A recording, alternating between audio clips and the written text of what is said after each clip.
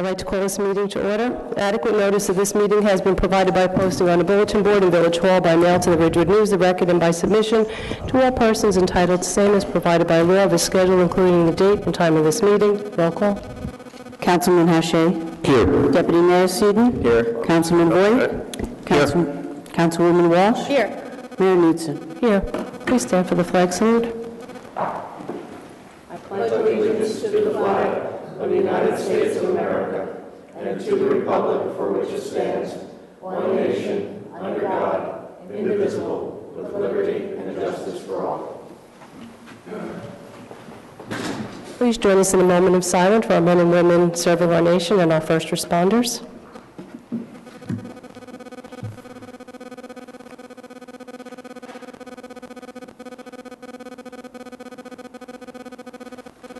Very good, thank you. So we're going to start with public comments, 3 minutes per person, a total of 40 minutes. Please state your name and address for the record.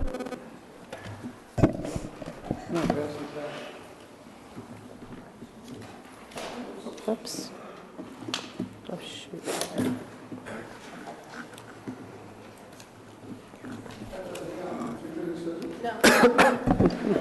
I'm Art Rubello.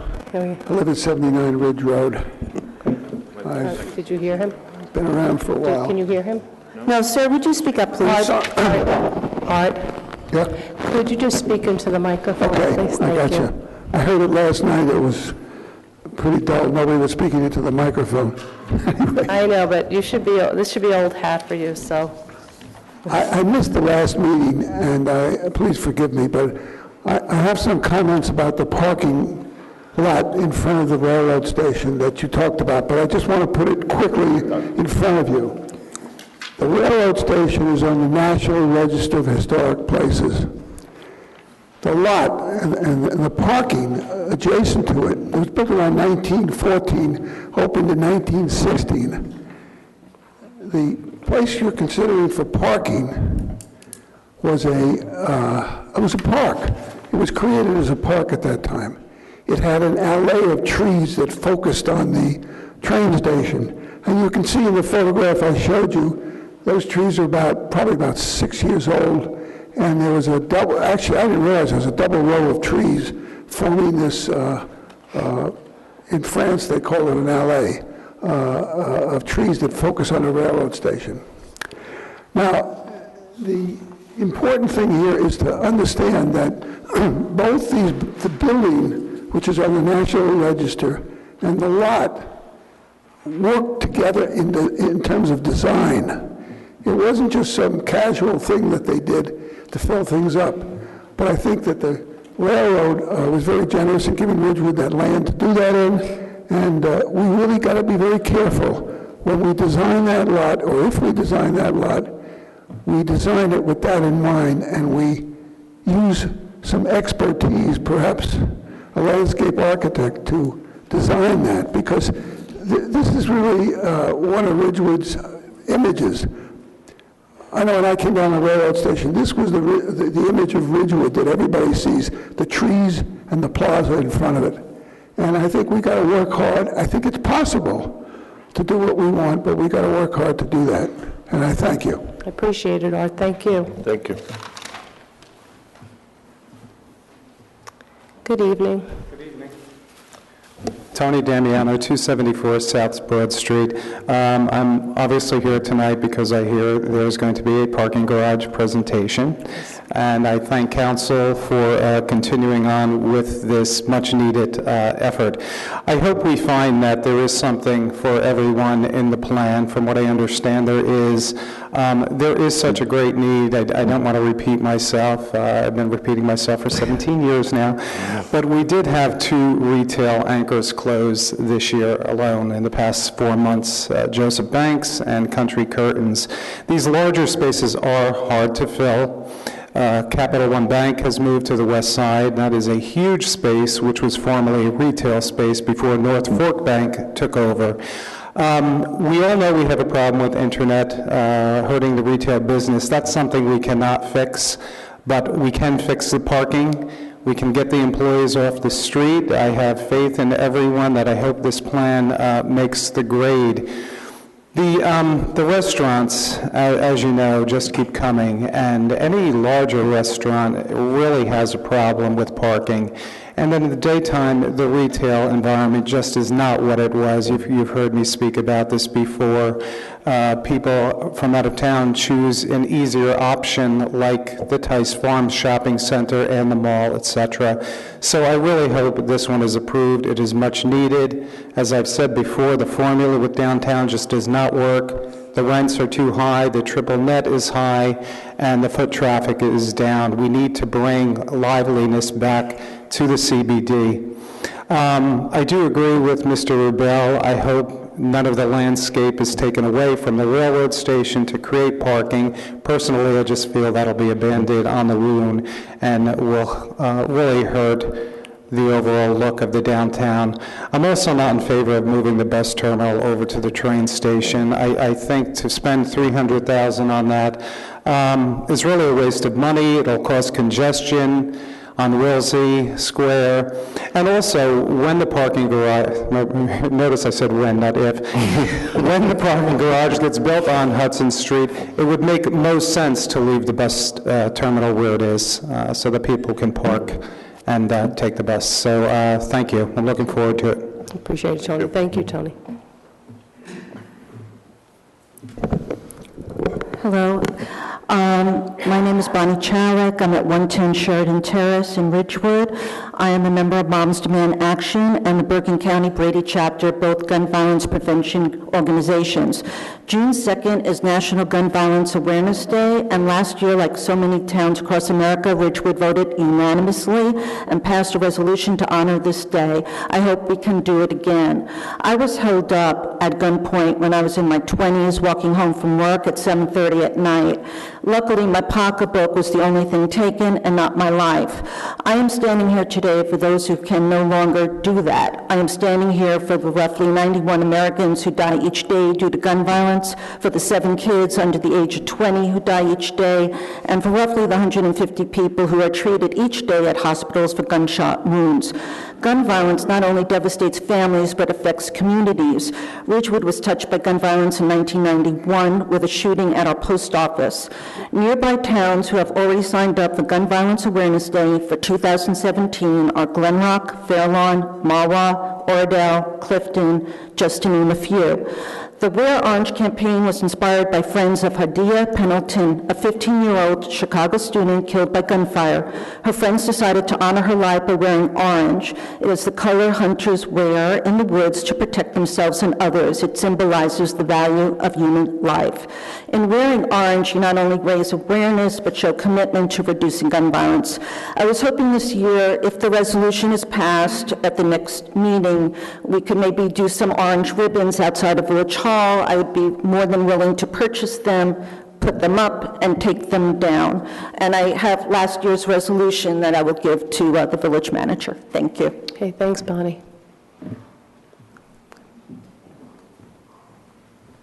Hi, I'm Chris Colavella. I'm at 159 Cottage Place. I'm not with an organization. I'm just a concerned citizen, also in support of the resolution for gun violence awareness. Domestic violence happens everywhere, including beautiful, bucolic Ridgewood, and I think it's an important way to make victims aware of their risks from gun violence and also give them some support. And I also think it's just a good way to make the community aware. So I just wanted that to be noted. Thank you. Good evening. Hi, I'm Madeline Beresford at 158 Hope Street, and I'm just here in support of the Gun Violence Prevention Day, and it's important to make people aware about the effects of gun violence. Appreciate that, Madeline. Thank you. Good evening. Hello. Catherine Schmidt, 123 South Irving Street. And I'm also here to say that I hope the council will adopt this resolution that raises awareness about gun violence and gun safety. The American Medical Association has called gun violence a health crisis, noting that with approximately 30,000 men, women, and children dying each year from guns, this is a crisis unrivaled in any other developing country. In comparison, over the past 5 years, people have died from about 30 to 35,000 people have died a year from car crashes, and this number continues to drop. So gun fatalities and car fatalities seem about equal, and that's just fatalities, not injuries. Thinking about it also in terms of other countries, firearm death in the United States is about 10%. The rate of firearm death is about 10% compared to 2% in Canada, 1% in Australia, and less than 1% in the UK, and that's just a small sampling of countries. Certainly there are so many things that divide our country and sometimes our immediate community, and I certainly know that policy around gun control and the right to bear arms is a divisive issue in this country, but I would hope that a focus on gun violence and how to prevent it is something that can bring us together.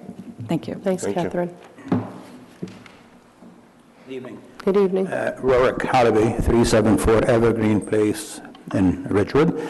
Two items. I read somewhere that you'll be appointing a historian to consult on the Shedler House.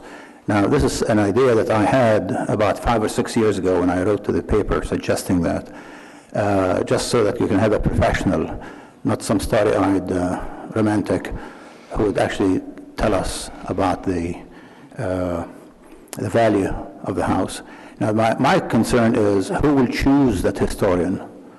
Will it be an open process where people can have a say? Because I'm very, very worried that you could hire someone who's biased. This is one point.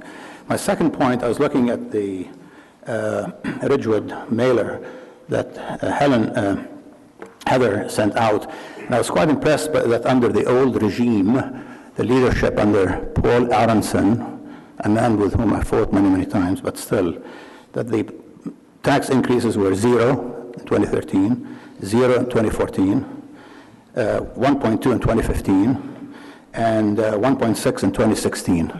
And I think, I won't give credit to Paul or to Roberta, but they did actually, they were the people responsible to hire our CFO, who's a first-class guy. But just as importantly, they worked very closely with the Finance Advisory Committee. Every indication I have is that our mayor is doing what she can to neuter that committee. We're talking about an ad hoc committee, et cetera, et cetera. And in fact, I understand that unlike in the past, when they had a chance to work on the budget before it became public, to really tear into numbers, they have not had a chance to do that now. This, to me, is neutering. Now, Mr. Voigt, you are the council representative of the FAC. Were these people allowed to look at the budget before it became public? This is public comment. No, but I want to find out, ma'am. I'm sorry, this is public comment. It's not question and answer time, so please make your comments. Nobody will be answering you from the dais. But sometimes people Thank are you. answered. Public comment, please. Okay. Well, my point is, either we use this high-level group of individuals, okay? Frankly, I do not trust all of you. You are on a tear as far as putting everything under your thumbs, and then we have the 4 other council members. I'm going to call a point of order. It's a point of order. Thank you. Thank you very much. Okay, Cynthia Hallaby, 374 Evergreen Place. You've heard me speak about this before, and I would like to echo what Mr. Rubel said about the train station, the greenery. It was known as the Grand Plaza. And in this day and age of preservation and conservation, I really feel that to destroy a historic area is totally wrong. And for this to happen under your watch would be a disgrace. So I really urge you to think very carefully before moving ahead. Mr. Rittershauser has enough things to do than to come up with a plan for you to position 41 cars. So I urge you to really think this carefully. Thank you. Thank you. Hi, my name is Jean Tyson, 385 Colonial Road, Ridgewood, New Jersey. How are you tonight? I had a meeting this evening in New York City, which I rescheduled so that I could be here this evening. I understand that there'll be conversation on whether or not Ridgewood will be participating in the Gay Pride celebration for the month of June by raising the flag.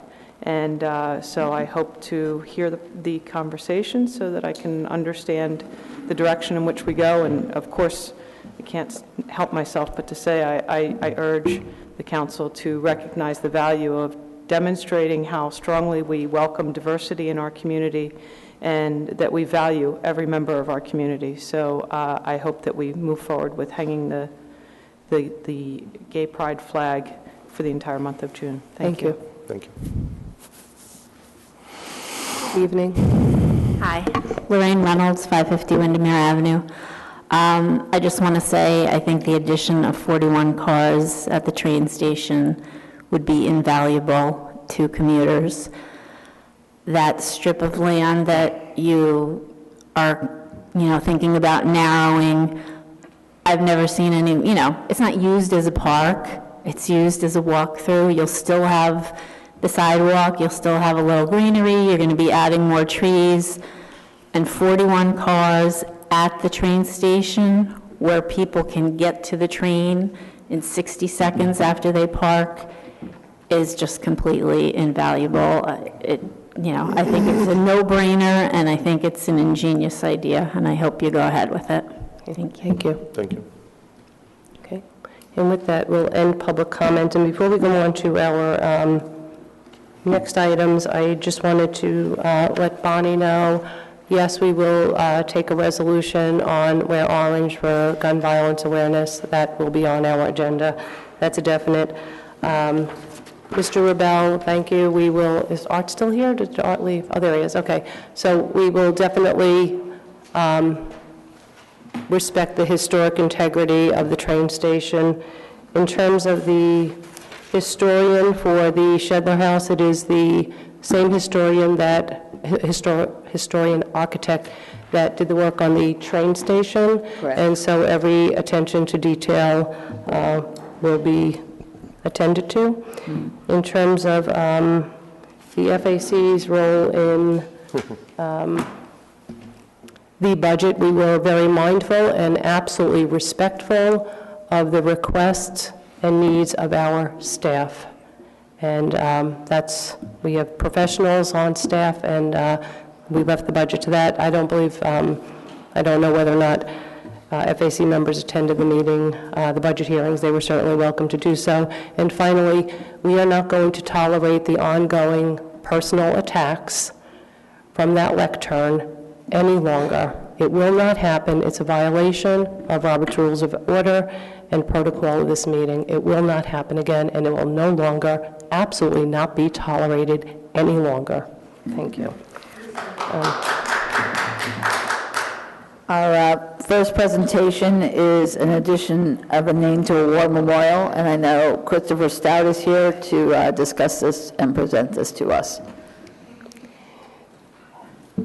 Good evening, Mr. Stout. Good evening. Christopher Stout, 251 Burnside Place in Ridgewood. Thank you for listening to me tonight. I think you know that I have done some research on our military casualties as listed on the War Memorial at Van Ness Square. On the centennial of America's entry into World War I am here tonight to ask your authority to make a change in the World War I memorial plaque. In fact, to make an addition. Normally, it would be a very sad day when we add a name to our list of service casualties. It would mean that someone had been lost. But what about someone who's been lost for 99 years and suddenly has been found? That is a happy day because we can finally pay homage to a man who gave his life for us. Anthony Wendels was forgotten for 99 years, but recently has been found. We hope to memorialize him so he will be remembered forever. A happy day indeed. Here is the story. My friend Stanley Kober, here present, was researching World War I casualties from Hohokus and sent me a list of Ridgewood casualties, and I, bored, thinking I knew it, saw that there was a name on the list that I did not recognize. Anthony Wendels was born in Rotterdam in 1895, and when he enlisted in the American Expeditionary Force in 1917, he gave his address of record of 209 Ridgewood Avenue, Ridgewood, New Jersey, above the jeans store at Oak and Ridgewood Avenue. Research, with the help of many people, mainly Peggy Norris and Joseph Plicky, as well as the National Archives and personal records and everything you can think of, helped develop a file on this Flying Dutchman, who started as a mariner in the South Atlantic, found a girlfriend in Fairlawn while living in Ridgewood, and went to war in 1918, where he was wounded twice, gassed once, and killed in action on the 4th of November, 1 week before the armistice. He earned the Distinguished Service Cross, as well as France's Médaille Militaire. To our knowledge, he has not been memorialized anywhere. We think it is time. On the premise that a man is not dead until he is forgotten, I am here to ask your approval to claim him as one of ours and add his name to our War Memorial, World War I Memorial, at this year's Memorial Day ceremony. There is an expense involved in purchasing the plaque and having it installed. An estimate from Memorial Arts of Ridgewood comes to $1,020 installed. As we are talking about village property, I believe the village should absorb this expense. If that is not possible, I believe I can find private funding. Please approve the expense in the addition of Anthony Wendell's name to the World War I plaque at the War Memorial at Van Nest Square. Thank you very much. I have, if anybody's interested, want to see the copy of his story, you have it? Is that this? Yeah. So I just so you know, I distributed this to all council colleagues and pretty much used your words for the resolution to add the name to the World War I War Memorial. So okay. I should, excuse me, I should add that the copy you have, I believe, does not have the caveat that this article was submitted to the Bergen's Attic.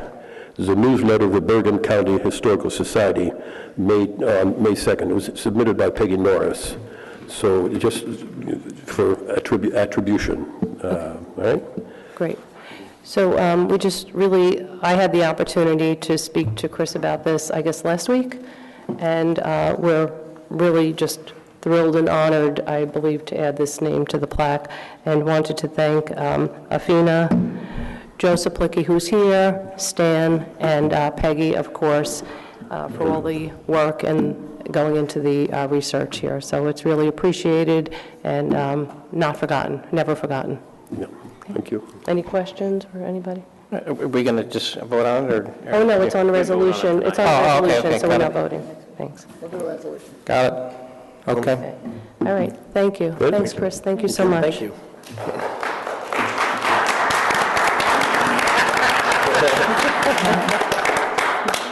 Our next presentation is quite exciting, actually. It's a way for some property tax reduction for our residents. Ralph Black is coming up to present to you information about the municipal card, the estate card. Actually, I met him in the League of Municipalities Convention last November, and I'm thrilled to have him here. And he's going to explain to you about this unique way for our residents to shop locally as well as be able to save some money on their property taxes. Good evening. Good evening. Is it on? Is there a microphone? Is there a little green button on that? Bottom. There's a button. Can you push the button? This And time, It's green. now it's... Good evening, everybody. Oh, There you go. okay. Thank you, Mayor and council members, for inviting me here. I've been given 5 to 7 minutes. I've been known to talk a lot, but I'll stay within the 5 to 7 minutes. My name is Ralph Black, and I live in a city called Plano, Texas. And I work for a company called Municipal Cards. I'm the government relations director there, and we have developed a new and innovative tax savings program. This program is actually a debit MasterCard that offers a percentage back on purchases being paid toward the cardholder's property taxes. Bonus rewards are earned on local purchases as well as online purchases. These rewards as much as 25%. As much as 25% can be earned back as a reward, and the reward is paid automatically to the village. There is value in this program for the village. It helps reduce the tax burden. New Jersey is famous for one thing, high property taxes. And then it also shows that the village wants to promote local spending. For property owners, it will give them the much needed relief, and the local businesses too can benefit from increased volumes in terms of traffic and revenue. How this program would actually work is currently the municipality has a relationship with their homeowners. We would ask the municipality to promote the program via a mailer or a newsletter to their homeowners. It'll be a voluntary program. If a homeowner likes the program, they will sign up for the program. We would provide the municipality with a website and give the website the name of the municipality. The homeowner will sign on for the card. It's a debit card, so everybody will be approved. Once they receive that card in the mail after 5 to 7 days, they can go about spending, using that card and earning their rewards. Now, the moment they sign on, the relationship will be between the homeowner or the card holder and the bank, much like the American Airlines cards that you have. And every day, our servers will identify the transactions on the card in Ridgewood, and we will then process the reward amount.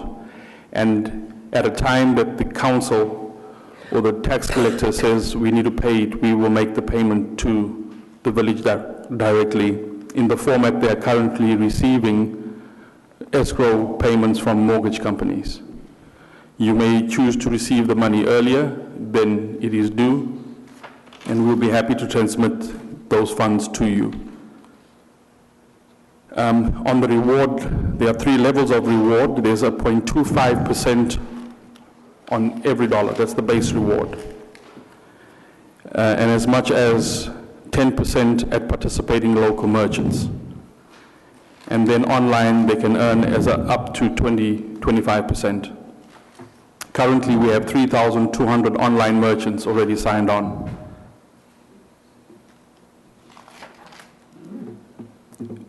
Based on our scaling, property owners can save up to 25% of their property tax bill. And I'll be willing to share with you the numbers behind that based on the average property tax amount across the country, a blended reward rate. And homeowners have told us that they spend up to $9,200 on their current debit card. So given that spending level, we anticipate up to a 25% savings on property taxes. I think I'm within my 5 to 7 minutes, Mayor. If you have questions, I'll be happy to answer them. I think we might have a lot of questions, so why don't we start with... A lot of questions. Let's have them. Which is a good thing. Okay. Councilman Boyd? Thank you, Mayor. So what's the interest on the unpaid balance? This is not a credit card. This is a debit card. Okay. Yeah. So you don't spend what you don't have. Understood. Okay. Thank you. That answers that. Deputy Mayor? So, so who ends up paying the reward? Is it the store that pays the reward, or how does that work? Okay. The base reward of 0.25% we would pay. Okay. Local merchants who choose to participate in the program will choose a reward level. We've seen between 5 and 10%. They would pay that amount. And the online merchants will pay in the same manner a reward on the purchases. So then it wouldn't hit the tax base, it wouldn't cost, it would cause any kind of budget issues for Ridgewood? No. In fact, the program, we are prepared to underwrite the costs of administering the program, rolling out the program. There's hard costs that we incur. As a company, we will take those costs, and up until August the 1st, I think it is, we will bear the costs of implementing the program. So then does your company get a fee or a percentage of the transactions? Great question. No, we just give it away. No. Right. You have to make money somehow. Yeah. We make money, but and I'll give you the short answer, but I'll be happy to get into depth. We make pennies. For every transaction, there's a certain amount of the transaction that is actually taken in the interchange. The receiving bank, the accepting bank, MasterCard take a percentage of the purchase, and that's how they make their money. We would make our money in the interchange. It's pennies on the dollar. Okay, thank you. Thank you. Okay, Councilwoman Walsh? So let me just ask a couple of questions. Yes, so in the booklet here, it's saying 0.25%, Right. not 25%. 0.25%, yeah. 0.25% is the base amount, and up to 25% on online purchases. Okay, so up to 25%. And is there a cap on the amount that they would cover? So if somebody, it's not uncommon in Ridgewood for somebody to have $25,000 a year in property taxes. So is there a cap on that 25%? So I'll make the numbers easier. 24,000, 25% of that would be $6,000. So No, you can earn as much rewards as you want to earn. Right. I'm just giving you what our scaling, what our projections are that they would save, for conservative savings of 25% of their property tax. But if they can spend as much money and liquidate all their property tax off the savings, there's no cap on how much reward they can earn. okay. And who's the bank? What's the bank? The bank is MetaBank, MetaBank. MetaBank is the biggest online bank in this country. Okay. And is there a minimum balance that residents would have to carry since it's a debit? Is there a minimum balance? No, there is no minimum balance that they'd have to carry. And then I want to go back to the whole purpose. The whole purpose of this card is for homeowners to spend so they get the credit. So we would recommend to see that at least $800 is deposited every month into this account. It doesn't have to be spent, but at least $800 is put in this account monthly. Okay, so that's the amount, okay. Yeah.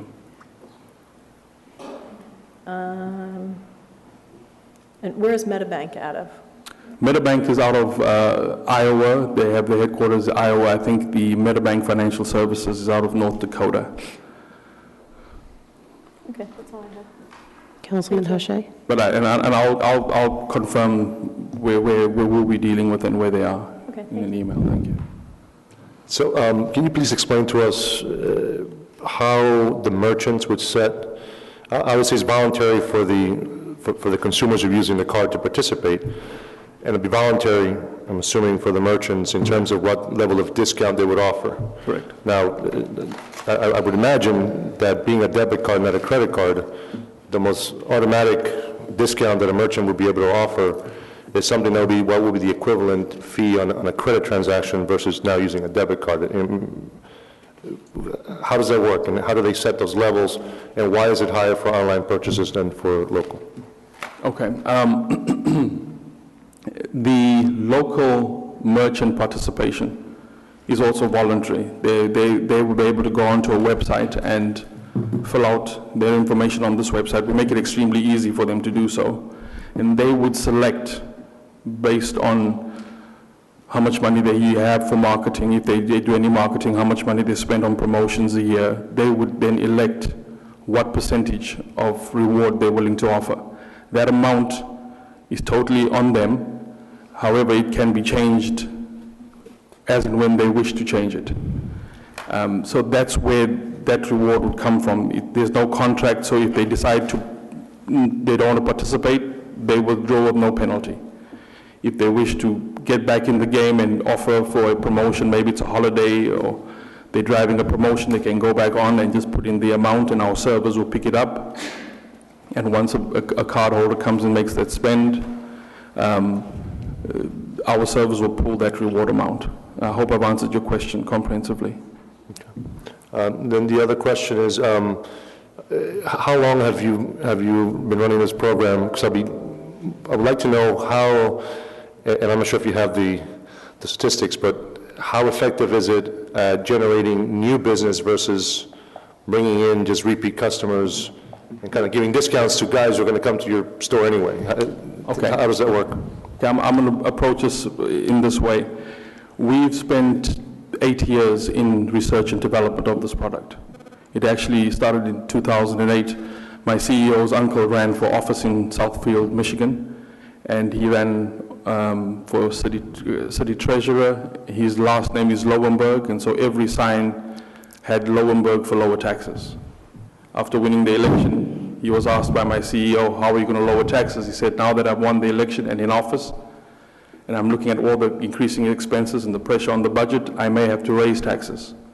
So my CEO began thinking as to what ways can we get involved to help the cities with new revenue streams and also relieve the burden on homeowners, because if you increase property taxes, just worsening the problem.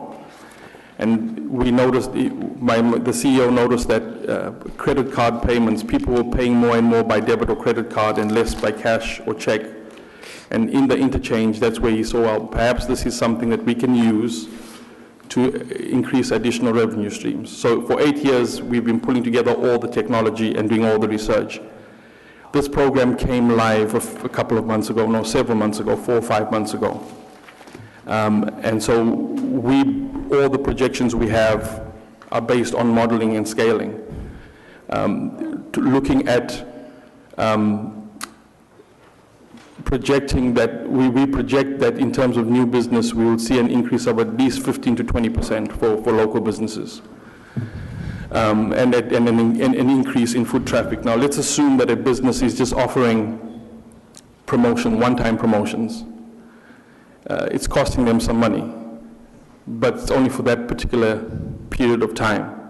But if you incentivize the customer to come back because there's a reward towards property taxes, you may, instead of a customer coming 2 or 3 times to your store in a month, they may come 4 or 5 times because they're earning some money towards property taxes. So we anticipate 15 to 20% increase in business. What other towns in New Jersey, I'm sorry, one quick question. Oh, go ahead. Yeah, sorry, thanks. What other towns in New Jersey participate in this? Okay. I'm sorry, Ramon wasn't. I'm sorry, Ramon. That's all right. So go ahead, sorry. Yeah, you can ask my question.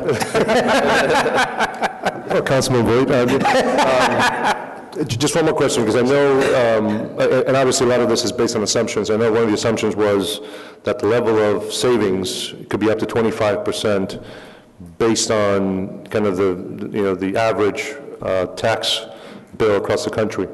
And I think that if I saw it somewhere, it was about 2,100. Well, since then it's up to 2,600. Just last week we found it was 2,600. The average median in Ridgewood would be about 16,000. Yeah. So, I mean, is the assumption that the level of taxes you pay will be correlated with the amount of spend? Because that 2,100, now 26, was correlated to a spend of about $9,000. I would imagine that with tax bill of 16,000, 17,000, yeah, people spend a little bit more. Our assumption is that if you're paying a high property tax, you're obviously earning a little bit more and you're spending a little bit more. So we've just looked at it, and based on our assumptions, that 25% it correlates. So yes, we still anticipate that even in Ridgewood it would be 25%. Thank you. Okay, to answer the question that you did not ask, that was asked, and what other towns are participating. Currently, we're in negotiations with 7 towns, contract negotiations, and so I'm happy to share this with you offline. I don't want to say it out here in public, but there's one particular town that is actually been in the press as early as recently as today. and that's Cordwell. We've been out there, and they've been discussing it, and I think they have a favorable view. I would like to think they have. But I'll share with you, Councilman, the names of the other towns that we're working with. Thanks. So I just had one question. Are we done? Yeah, I'm sorry about that. Okay. It's all right, it's all good. I just have one question. So you're taking a piece of the transaction? Is that what so yes. You're taking a piece of, but then also a whole bunch of folks are putting their money into this debit card, so they have to make a payment in. So there must be, what happens to the interest on that? Are you sweeping on that too? So you're taking the interest on all those accounts? No, we don't take interest on that. That would be something that the bank would take, and I don't know how much interest I don't know your checking account, my checking account, I don't see the interest. Well, if it's all in it's like, in other words, there's money, a lot of money put together, a small amount of interest when there's a lot of money in the pot is then a bigger amount, right. So it's all relevant. Yeah, no, that will be by the bank, and I'll share with you what the interest on the online account is. I don't have it now, but I'm happy I'm sure to it's share. next to nothing like everywhere That's else correct, on yeah. Earth, but that's just a quick question. Okay. There's, if I may, there's one more thing I wanted to add, that as an additional revenue stream for the village, we prepared and we would offer a 9.1% match on the online reward earned by residents in Ridgewood, which means if residents in Ridgewood earned $100 in online reward, we would pay the village 9.1% of that. So you would up it by $9.10? Yeah, $9.10, and then we would pay the village on that. That's an additional revenue stream. But pay the village, but credit it to the underlying customer, right? Well, yes, based on how much reward is earned by the residents in Ridgewood on online reward, we would then match that 9.1% and offer it as an additional revenue stream to the village to do whatever they wish with it. Build the parks, fund the library, whatever project that the council wishes to put that money to. Would the village have the option of crediting that back on a proportionate basis to the taxpayers? You do what you want with that, but that's a good idea. How'd you come up with 9.1%? I will share that with you as well, Councilman. Offline? Yeah, offline, yeah. I'll share that with you. Okay, interesting. If I could just add, I think what's great about this program is that it is voluntary on both behalf of our residents as well as our merchants. And so anyone who wants to participate can, and they can benefit from a tax reduction, however much that may be based on their spending. And, if they choose to spend a lot, they may get a large reduction. If they don't choose to spend a lot, they may get a smaller reduction.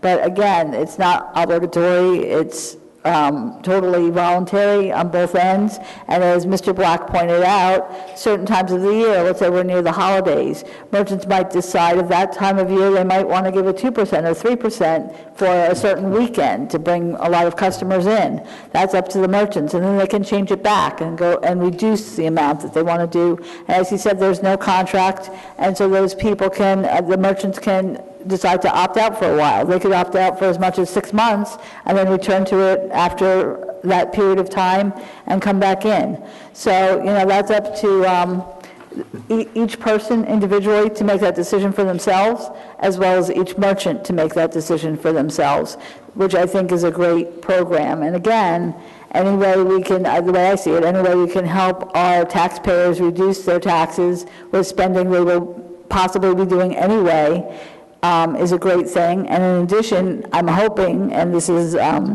my belief, is that more people will go to our merchants in the Central Business District because they're going to be getting a benefit and that they will ultimately realize some sort of tax reduction based on their spending. So. Just one question. Is there a way to customize kind of like the branding for the design? Thank you for bringing that up. Heather, if you're looking for a job after you retire, you've summarized it very well. The card, we can brand the card. We could have a map of Ridgewood, and I can share with you what the branding would be. The website would be branded. You could put your logo on it. So yes, that card will be branded, and I'll look at the numbers and let you know if we can do that for you, if you want to proceed with that. That's fun. Well, Okay. I had actually one more. It's just a general question. I'm not sure if you could answer it, but has anyone gauged the business community to see the interest there? Because if the merchants aren't interested in volunteering, then it kind of, I hate to be the downer at the party, but I still have to ask if there's any interest in our business, with our business community. Sure. I mean, I've had discussions with the Guild. I've had discussions with the Chamber. The idea is, and I think we'd have to invite you back, the Chamber requested, if you don't mind, to do a presentation, just get a little deeper dive in terms of how it works. And I think it's important to understand also the logistics of, if we implement this, sort of what's the rollout like. But actually, one more question. Is there a minimum level of subscribers or customers that you need in order to kind of bring this to forward in Ridgewood? No. What, if just one person signs up? I mean, now you're going to have this. If one person signs up, we're happy for the one. Yeah, but we anticipate that there'll be more than one. We do what we can to work with the council to promote it and educate the cardholder as to the benefits of it, yeah. But there's no minimum number of participants. Okay, great. So, well, thank you so much. We're going to bring this back and have a little more conversation with the Chamber, Guild, and everyone else. And you'll provide us with that background information offline, not just to Councilman Voigt, but if you don't mind, why don't you just send it right over to the village manager, and then everyone will have an opportunity to take a look at that. I've taken some notes, Heather. If we can just, let me know what I need to follow up on, I'll be happy to. Sure. And if I could just mention one more thing, and I think Mr. Black just told me this right before the meeting, so I may be incorrect, but I think what he told me is that if surrounding municipalities decide to adopt the same program, that if Ridgewood residents, let's say, would go to Wyckoff, if Wyckoff had this program, Ridgewood residents would benefit in getting a reduction in their taxes on those merchants that participate. Is that correct? That's correct, yeah. We have the capacity of altering the boundaries, our program geographic boundaries for shopping. There are some municipalities where we're looking at county-wide because they're a very small business district. They want to participate.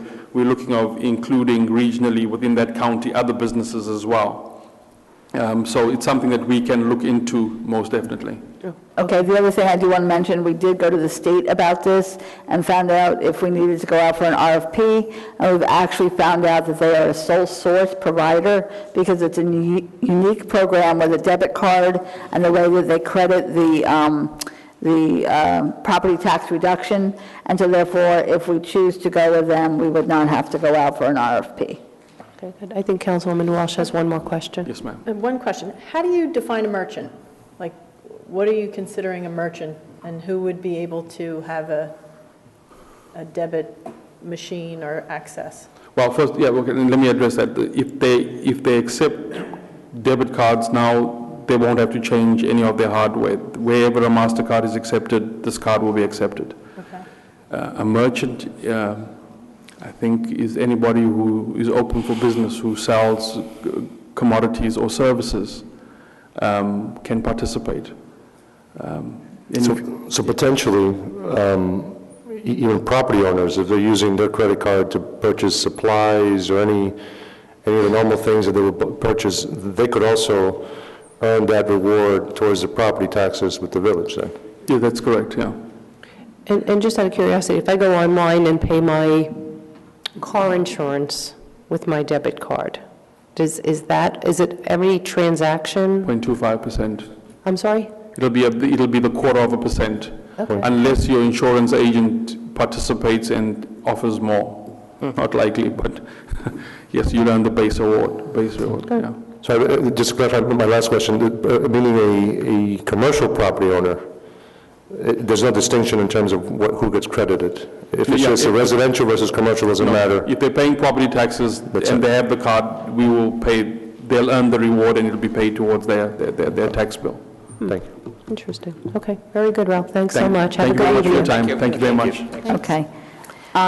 Mr. Black, did you want this back from me? I have a note here that you may want this back, or may I keep it? I can send you electronic copy. Okay, so if you'd like this back? Okay. Absolutely. Great, and with that, we move on to our next item, which I know everyone's very much anticipating, Pike, with our parking garage presentation. So why don't you come on up? Why don't we just see, Peter, if that other microphone is on as well? That both should have a little green dot.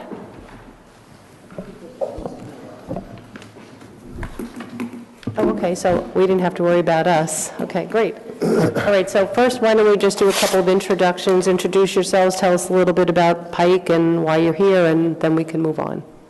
Great. Good evening. My name is Peter Cornell. I am the president of the Pike Development Company. With me, Mike Gestwick is my associate, and Mike is a project manager also with Pike Development. Pike Development is part of the Pike family of companies. As you can see, we've been in existence since 1873, 5 generations of family-owned business. Our annual volume now is close to $1 billion. In 2016, we finished the year at about $980 million. We are involved in a number of different kinds of projects in both construction and development, everything from chip fab manufacturing, pharmaceuticals, to senior housing. We are very busy in New Jersey as well as New York, up and down the East Coast. Our primary offices are in Rochester, New York, Albany, New York, and Orlando, Florida, and we work everywhere in between.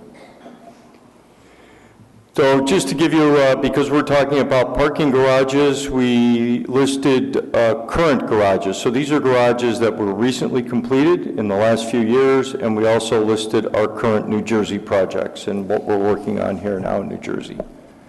Go ahead, Mike. So this team is composed of 4 Pike individuals. 2 are here. Indy Giordano is a project executive and an expert in garage construction, in particular pre-manufactured garages. And Joe Volpe is responsible primarily for municipal approvals and a lot of the collateral materials see here tonight, including our drone flight over the site. So the approach to this project is really to work directly with a precast manufacturer.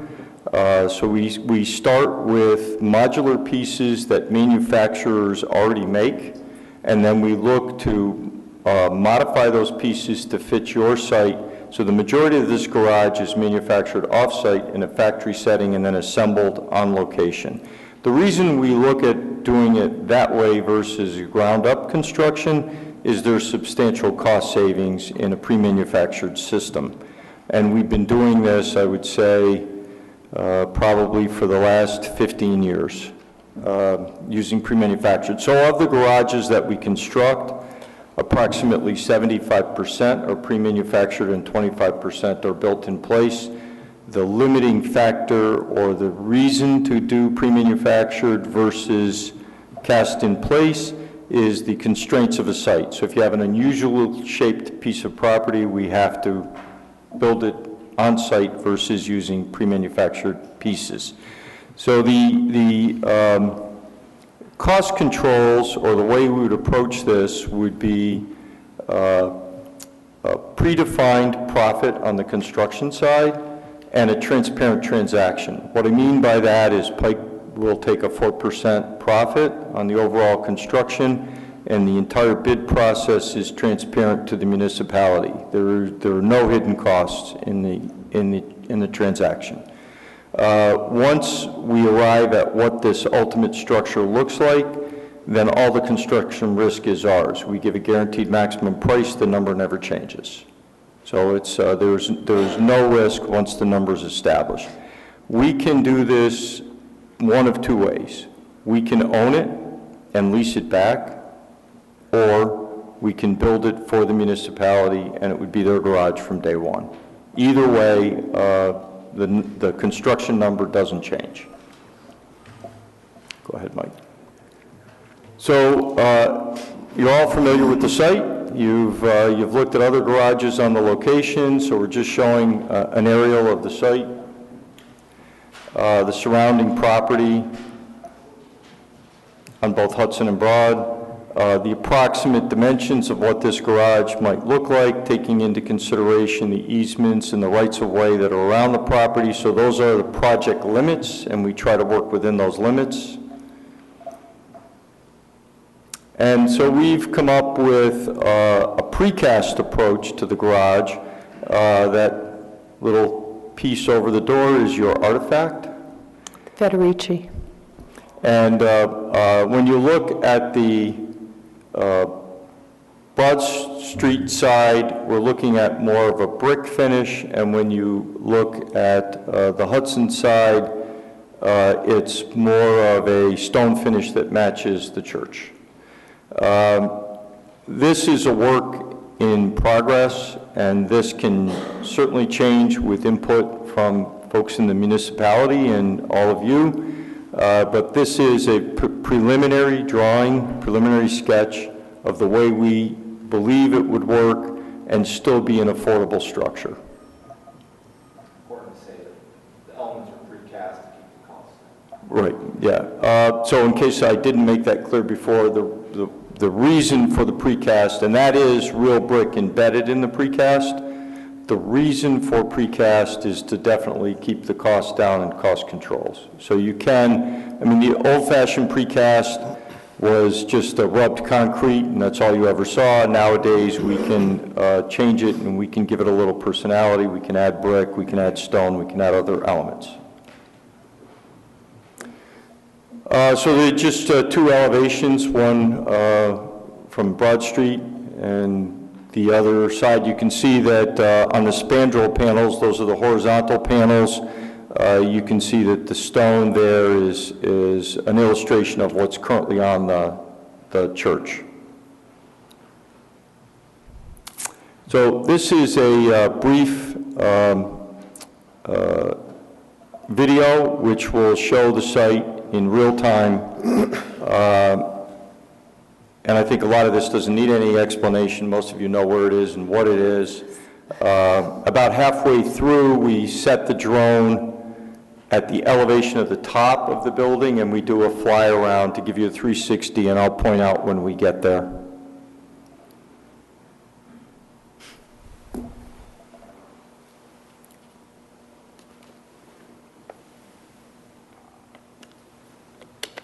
We like to use the aerial photography because it's very helpful when we're thinking through a project and how it impacts the local buildings. And then because it's a digital print of the area, and while that drone is flying, it's taking elevation shots of all the surrounding buildings and structures, it allows us to set a simulation of the building on the property, which we'll do about halfway through this video.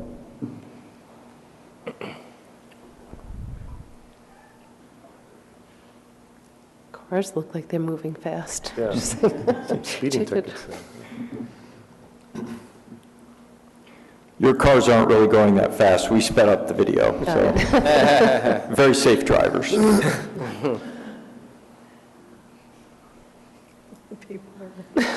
Everyone's speeding down the street. We're doing a military Fast walkers. So now you can see the image is set in place, and you can get a feel for what it looks like, at least in mass and scale, next to the surrounding properties.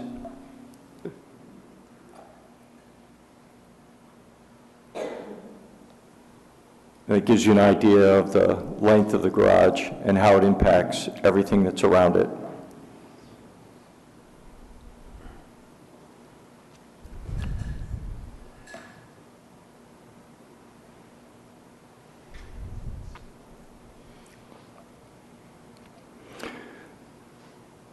So we're now at the top deck height, and we're looking in a 360 from what the view would be from the top deck elevation.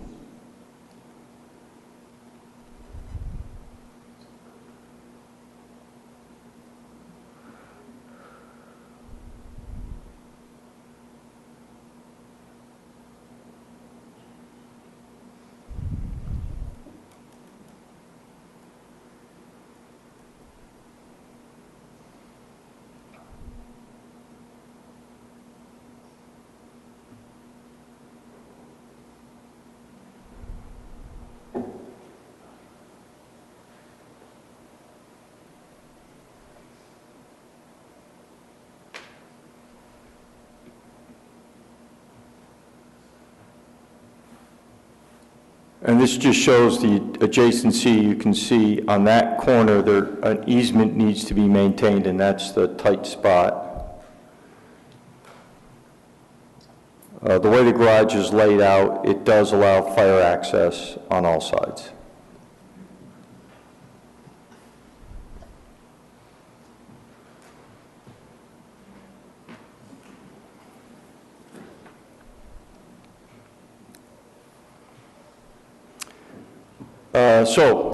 As I said earlier in my discussion, there's several ways to deliver this project. It could be delivered as a construction project. It could be delivered as a lease. It could be a short-term lease. Short-term is less than 10 years. It could be a long-term lease. It would be full amortization, 25 years, at which time we turn the property back to the municipality for $1. From a constructability standpoint, it is not the most efficient layout, and the restricting factor is the width. So typically we like to build garages with double loaded, meaning as you drive up the driveway, you can park to the left or you can park to the right. In this case, there's one double loaded lane and then a single loaded lane. So that creates some inefficiencies and drives the cost per space up, because we're building a driveway that we can only park on one side. But in order to maximize the site, we have to do that. So there's 3 lanes of parking going the long way when you look at the long distance. So there'd be parking, double lane of traffic, parking, double lane of traffic, and parking. Ordinarily, we'd like to see 4 rows of parking. In this garage, we only see 3. As far as a time frame to put a garage like this up and put the whole thing together, it's about 8 months of construction, and it would be 100% complete. Are there any questions? Okay, I'm sure we have a lot of questions also. All right, we want to start with Councilman Boyd. Thank you, Mayor. So you didn't mention anything about what the cost would be. Well, currently, as I said, it's a work in progress. We're less than $8 million for this structure as you see it, with the brick and the simulated stone on the church elevation. We understand that that we may bring the parapet, the diagonal parapet where the Federici, did I say that right? Yes. Is located, that elevation may increase in height a little bit to change that facade. Those, for 240 spaces, it would be less than $8 million. And then you mentioned that you only make a 4% profit on this, Yes. Is that right? Yes. If there are any cost overruns on this $8 million, you just assume you go through halfway through this and you figure out that it's going to cost another $1 million. I mean, is this something that's etched in stone? As far as when you say $8 million, that's it? Once we establish a guaranteed maximum price, and we establish that after everyone gets their opinions dealt with in the project and any changes in the facade or changes in the design are taken into account, we'll set a guaranteed maximum price. As long as you don't make changes during the course of construction, our price will not change. Okay. We're at risk. Got it. And then obviously, if we want to change any of the kind of the architectural look of it, facade, colors, whether it's brick or not, that would be added into it as well. I mean, right now, We do that all up front. Yeah, okay, good. I just was looking, I'm sorry, I was looking at the side where it's going to be near the church, and it didn't look terribly attractive. I mean, especially for the church side. Yeah, So- it's hard to show what we're really trying to do there. So we took some detailed photos of the stonework on the church, and then we brought it to the precaster to see if that look could be reproduced on the spandrel panels, which are the horizontal panels, and we believe we can. But in order to really do that and make sure it's acceptable, typically we would do a mock-up, an actual small panel, and say, this is what that's going to look like. Because once we cast it and we put it up, you're not going to change it. So the idea, the first round was to do the whole thing in brick, which can be done. The thought process, though, was we wanted to be respectful of the architecture of the church, and how do we do that? And we thought that using their material on that side of the garage might be a good way to do it. But we're open to any suggestion. And then as far as the, when it's being constructed, I mean, you'll obviously be on site to do that, but anything else that's needed above and beyond that from a traffic standpoint, et cetera, is going to be, be our responsibility. Yes?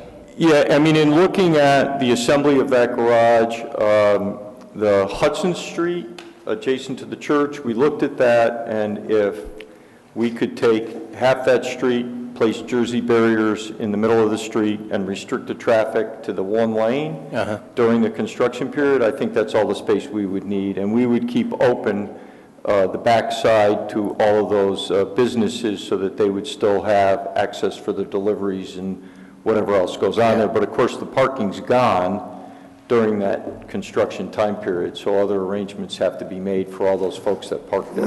Yeah.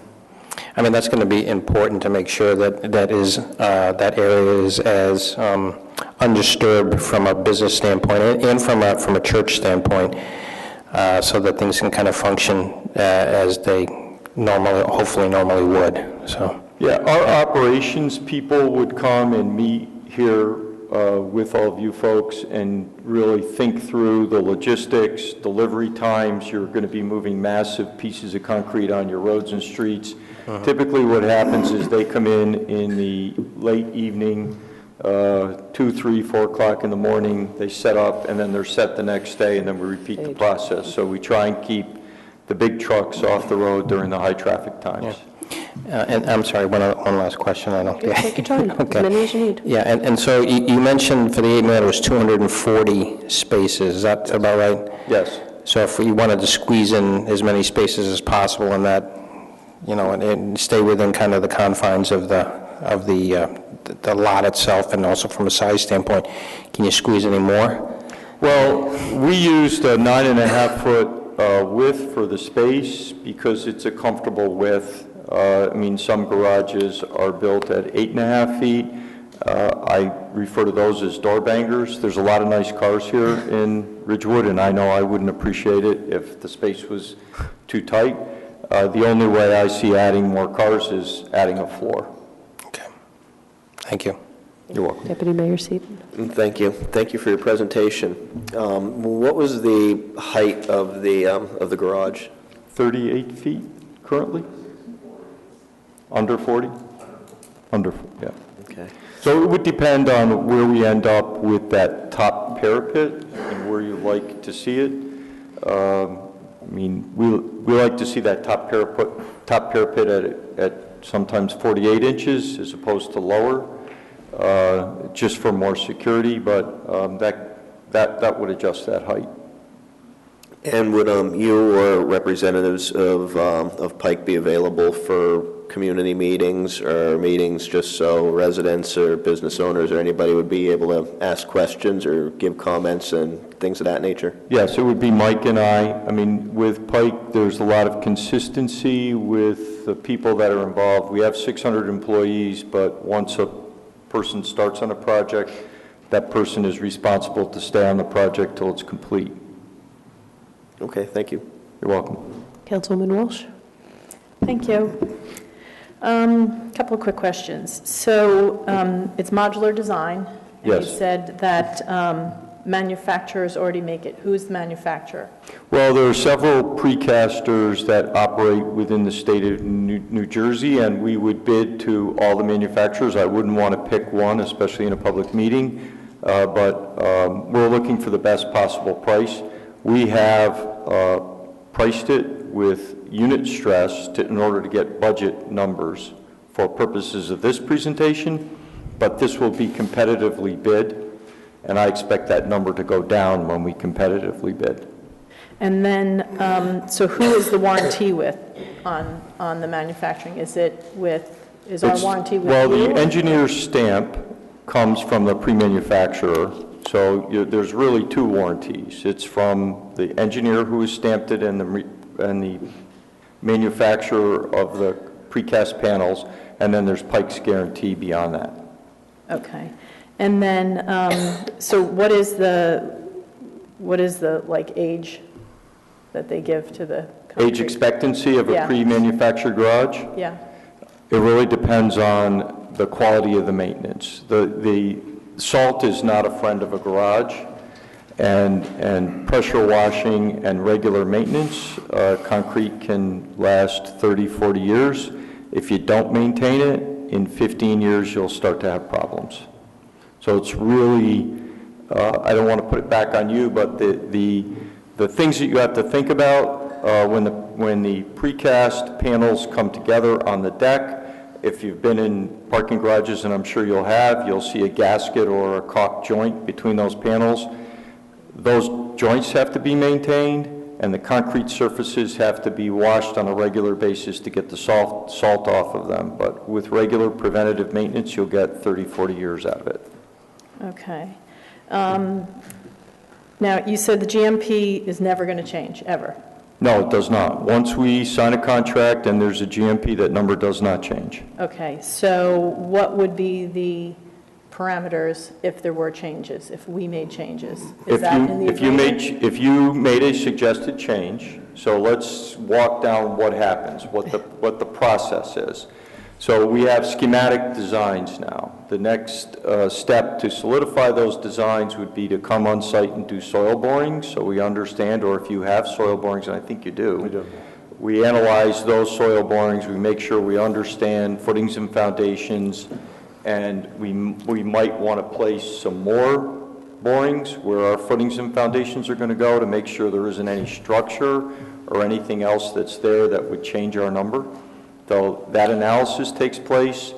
From a structural standpoint, it's pretty simple. These garages are all the same, so the additional cost ends up with any add-ons. Facade work, is there some special facade that's going to appear on Broad Street? Do we need to change something there because we want to tie into the other architecture of the other building? So that would be an exchange between us, whoever's assigned to this project, whoever is going to make these architectural decisions.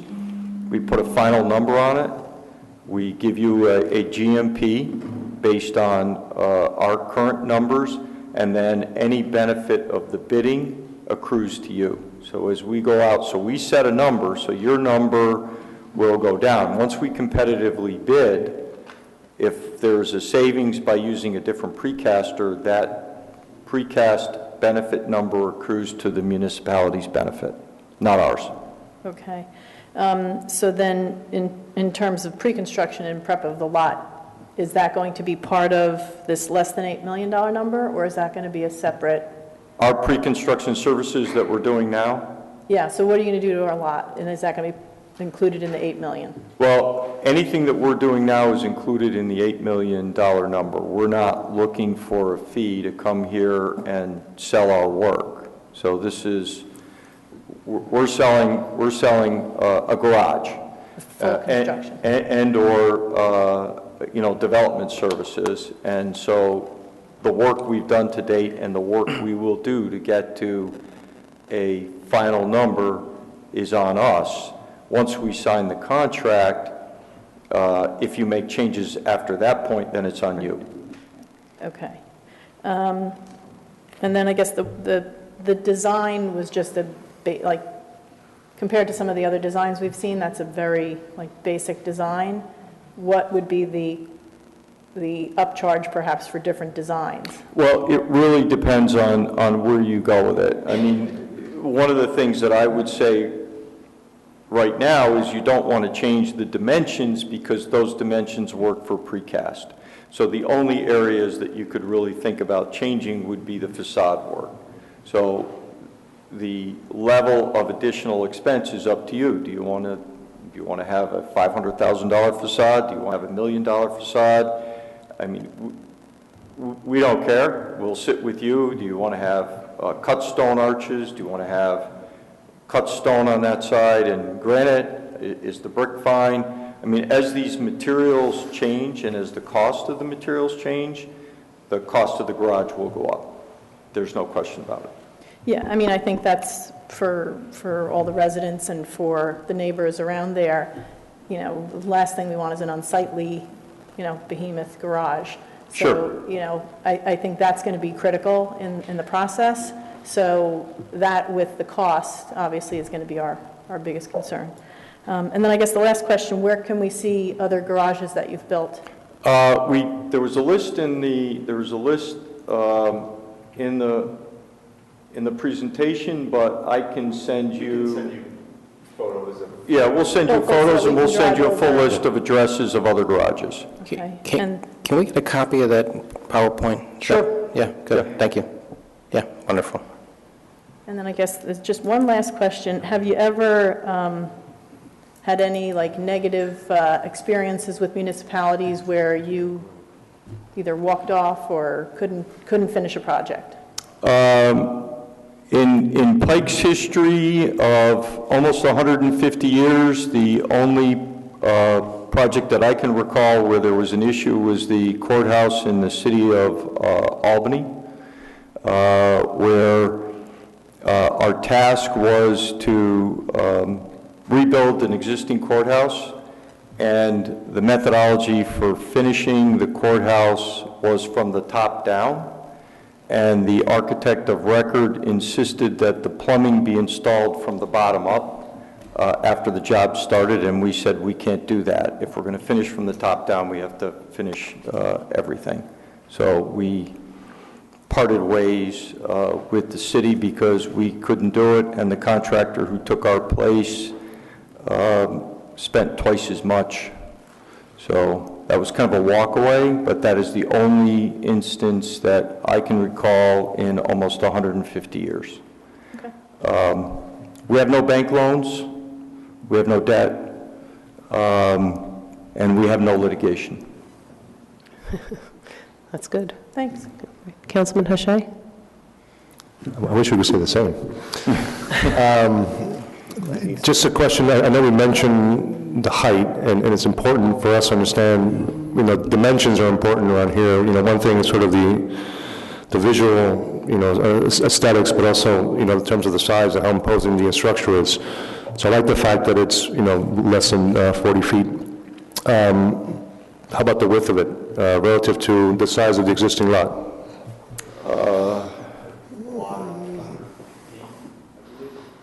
It's tight, but we use every inch. But it's in the lot.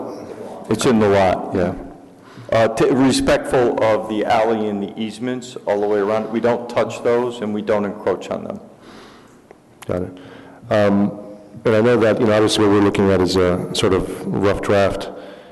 The prettier we make it, the more expensive it gets. So far, for the same level of parking yield, the cheapest alternative we've seen so far is probably about 31% higher than what you're quoting right now. If we make it look very, you know, how pretty do we have to make it to get to be 31% more expensive than $8 million?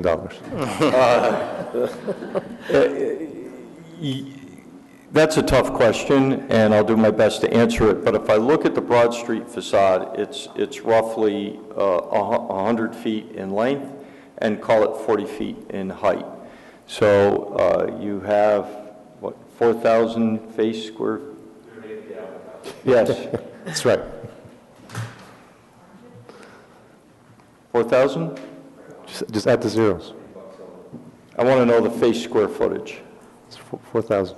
4,000. So if you added $50 a square foot to that, I mean, I think that's where you max out. I don't know what you're going to do on the other street, but I think at that level, you're talking about pretty extensive finishes and materials. I looked at your other architectural renderings of your other garage, and it's pretty magnificent. It's got a lot of detail work, there's overhangs, there's a lot of cut stone work. As you start to add all of that back in, the number starts to go up, but I think with precast, it never gets to where you were with the other number. So what's the length of the structure? It's 100 wide, what's the length?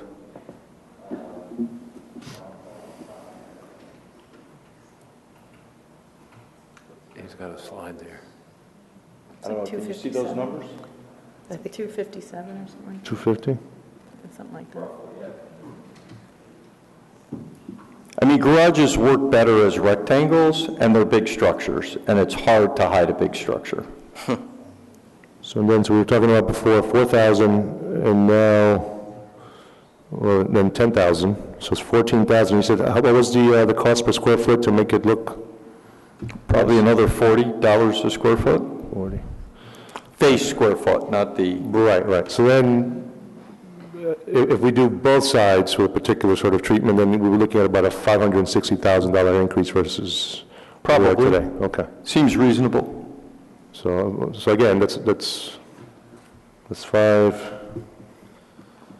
Now you make me use the calculator too. All right, it's about 8% increase from where we are now. Okay. So that's not so bad. And then when you talk about financing, Yes. where we could either pay for ourselves and you just hand us the keys to a brand new garage, or we could do some sort of lease buyback from you. So do you provide the financing? We provide it, and we provide 100% of the financing. So on a short term, let's think about a 7-year deal. Current rates for 7 years are 3.75%. And the lender mandates a debt ratio coverage on top of the debt service. So that debt ratio coverage is based on your municipality's credit rating, and it can be anywhere from a 110 debt ratio coverage to a 125 debt ratio coverage. You appear to be AA? AAA. You're going to be somewhere between a 110 and a 115 debt ratio coverage, but it would be lender mandated, not us. We charge the lender mandated debt ratio coverage. We don't charge any more than that. And then at the conclusion of that term, it's not an option for purchase, it's a guaranteed purchase. That's how we get the lower interest rates. And the buyout is the unamortized debt plus 10%. That's when we make our money. We don't make our money until you buy it from us. The other alternative is a 20 or 25-year financing, and what was today's rate? 4.25, which is probably more than you would pay on a bond offering, but from a private placement with us, there's no subsequent cost. It's just the rate.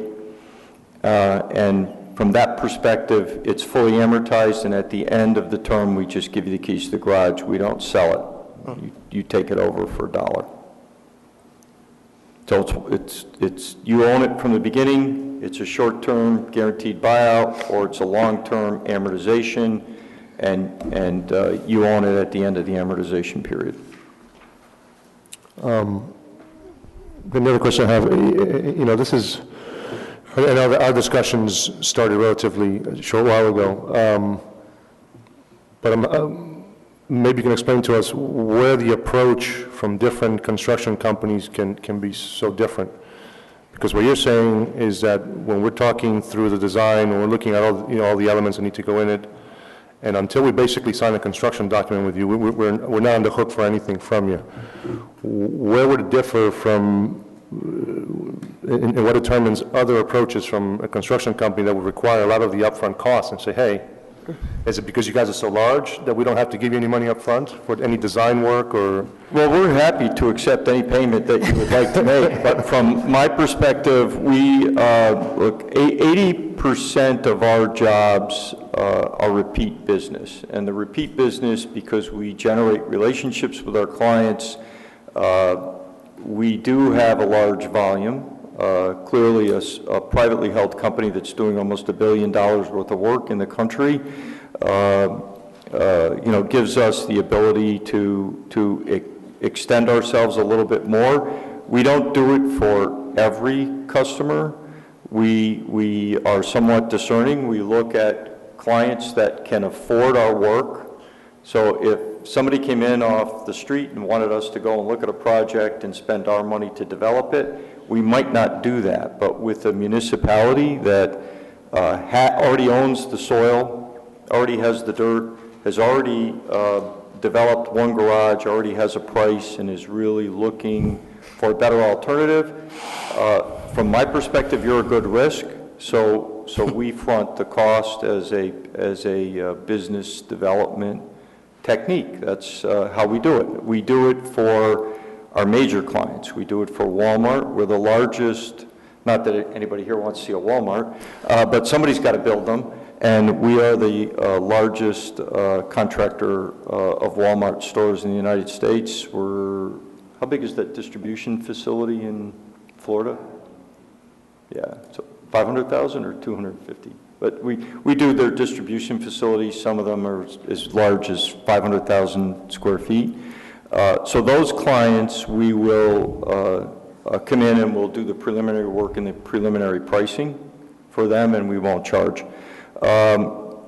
We just think, and because we're also developers, we think transparent formulas using lender-mandated requirements eliminates a lot of negotiation. If I come in and I say the rent is $175 or $200 per car per month, you're going to try and figure out what's in that number and what we're doing. So we would rather show you the construction numbers, have you participate in that, look at the subcontractor bids, see where all the costs are, see where the design costs are, look at it, understand that I am for profit and I am making 4% on that work, assuming I perform, and then using the bank required debt ratio coverages takes all of the negotiation off the table, because I can't rent it to you for any less. The lender won't let me. So it really simplifies, in my mind, it simplifies the process and just changes the formula and the way we do business. And I think that's why 80% of our clients come back to us. So you arrange the financing, but you refer to the lender. Who is on the other side? Insurance companies or? For somebody with AAA credit, we would go direct to an insurance company. We wouldn't use a bank. We would just, we do business with AIG.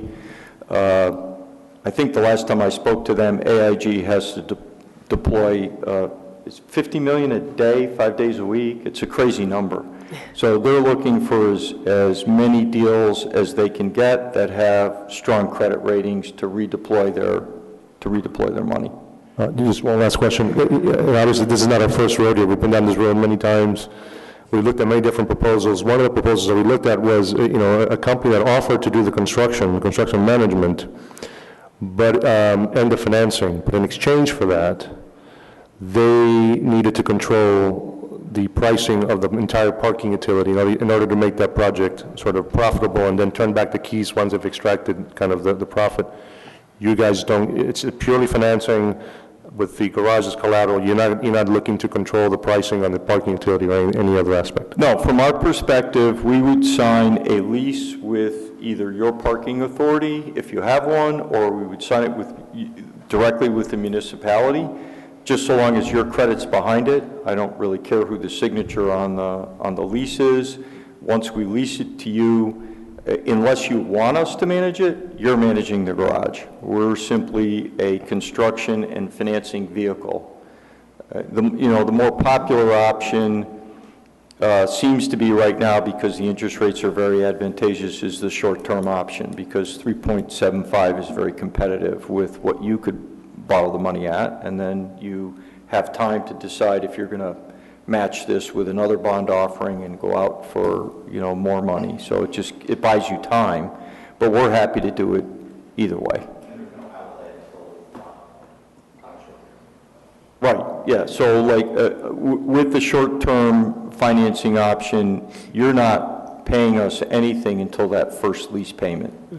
So the only thing that you signed with us in that transaction is not even a construction contract. You're signing a lease. And that lease doesn't commence until the C of O is issued on that garage, and we turn it over to you. Thank you. You're welcome. So first, I just wanted to thank you. I know this was a monumental effort to even have this much prepared in such short order, so we really appreciate that. And I also just want to point out that that structure, at least the front corner piece of it, so seems to me like it was there forever. I don't know if it's the color of the stone, the brick, with the integrated Federici over it. It feels like it belongs there. And the fact that it's on the site, that it fits the lot, it's not at all on the sidewalk, that's correct? Right. What's the matter? They're just showing it. Oh, we're back to the Federici. Can we get a little history on the Federici and I was how just that going came to say, about? where's the Federici? Yeah. Is that Italian? The Federici, so what some folks don't know, and Joe Saplicki is actually here, and I don't want to kind of drag him up here, but he'll just give me the thumbs up or thumbs down if I'm on the right path. The original firehouse to the Village of Ridgewood, or the preceding one of the firehouses, Village Hall, you're right, Village Hall, was on this particular lot. It was kind of an orange color brick. It was a real vintage old look. And over the entrance to that door was this Gaetano Federici piece that was created by Gaetano Federici of Patterson. So that garage, that Village Hall was taken down in 92, I believe you're right, 92. It was destroyed to add parking. And somebody took the Federici off, and it disappeared for quite a number of years. And one day we had a phone call. I think I wasn't on village council for maybe about a month, when somebody said, we have this, we think we know where this is, or it is somewhere, and let's go find it. And so just last year, we actually moved it. We put it somewhere safe.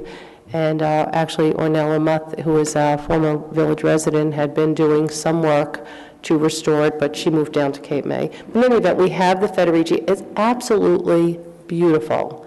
It needs a little work, and we only have the statue. We don't have any of the original entablature pieces, but that's exactly that. Presumably, you took it from the photos that you had, the inspiration photos. And so this particular color brick is more in keeping with, even the more orange vintage. I don't know what the difference is in the brick colors, but it definitely has that kind of old orange look to it. And the Federici was right over the door, so it kind of is back where, we always said we had two choices, whether to put it in front of Village Hall or when the garage came up to put it back where it belonged, and that it belonged on Hudson Street. And so that was respecting that piece. So in any event, I appreciate this effort, and I just wanted to ask a couple questions now. That center piece has to actually go up another floor, that corner piece, because there has to be a way to get to the top, and so that will change that. How high do you estimate that would be, roughly? Well, from where it currently is, probably another 5 to 6 feet, because the top of that section is already at the top of the parapet wall, and that parapet wall is it's either 36 or 48 inches. I don't know what we used in this illustration, above the actual parking deck. So you're already halfway there. Another, I would say 6, if we assumed another 6 feet, so that would get you up to 45 feet or so, so that's just at the corner. Yeah, that's impressive, because that I had not anticipated. I thought it had to go up a full floor, but now that I see it, I get that. And I just also wanted to point out, in one of our conversations, when the original garage design was brought before HPC, 2 members felt that the garage should be done in a stone color that complemented the church. And I think that's kind of where we got into that discussion. But now that I see the whole thing, I almost feel like it does need to be the brick all the way around. And I think the church might be okay with that, I'm thinking. But it's, this is a great start, and I know we can add those components to get it to where we really want it to be. And again, I appreciate that. Okay. Do you have another question? I do have one additional question. So this is 240 spaces for $8 million or so. So that's about $33,000 a spot. How does that compare with other garages that you've built? Well, I think it's in the middle. I mean, I can tell you that we're currently involved, I mentioned it the last time I was here, we're currently involved with Regeneron in Terrytown, and they're going down 4 stories into granite. Oh. And those spaces are $70,000 per car. And we've done precast garages up in the Saratoga area and in the Albany area that have come in at $15,000 to $18,000 a space. Mm-hmm. I think for this market, if we could have done it in the increments that make the most sense, which would be double-loaded parking, the price per space would probably be well under 30. Mm-hmm. You'd be at the 26, 28 level. But because of that inefficiency of that width, that drives the price per space up. Yeah. And just one last question. If you were to put another, and not that I want to do this, if you were to put another level on top of that, how many more cars would you get in that additional level, and how high would it be? We did this at the back end.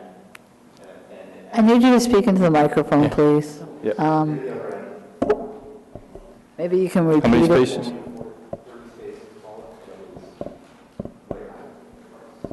So, well, just take 240 and divide it by 4.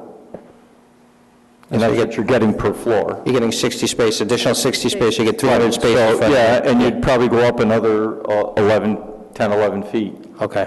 If you minimize because we don't have to worry about spandrel panel or T clearance, so it's probably 10 or 11 feet. But I could give you an exact number. I could take a look at it. And then I would imagine that wouldn't cost a heck of a lot more incrementally if you added another floor to it. No, because you're adding one floor isn't going to change the footings and foundations substantially enough to change the cost considerably. Okay. I mean, if anything is going to come down, it's not going to go up. Okay. So and I just wanted to point out that part of the reason we are rethinking this is because it was really important for us to have a structure that fit the lot physically and aesthetically and fit within the streetscape and wasn't towering over and blocking from across the street. If you're sitting across the street on Broad Street and having a cup of coffee, right now you can see the church steeples. So we have 2 churches, so you can see all the steeples, and it's just really pretty to look at. So this, because of this being set back onto the lot and leaving the sidewalk where it is, you actually still see all of that. When the original garage design came into the road, all of that was blocked, and it really was unfortunate. Did you have a question? Yeah, I just had one question. So this is 3 stories from the ground up. There's no parking on the roof deck?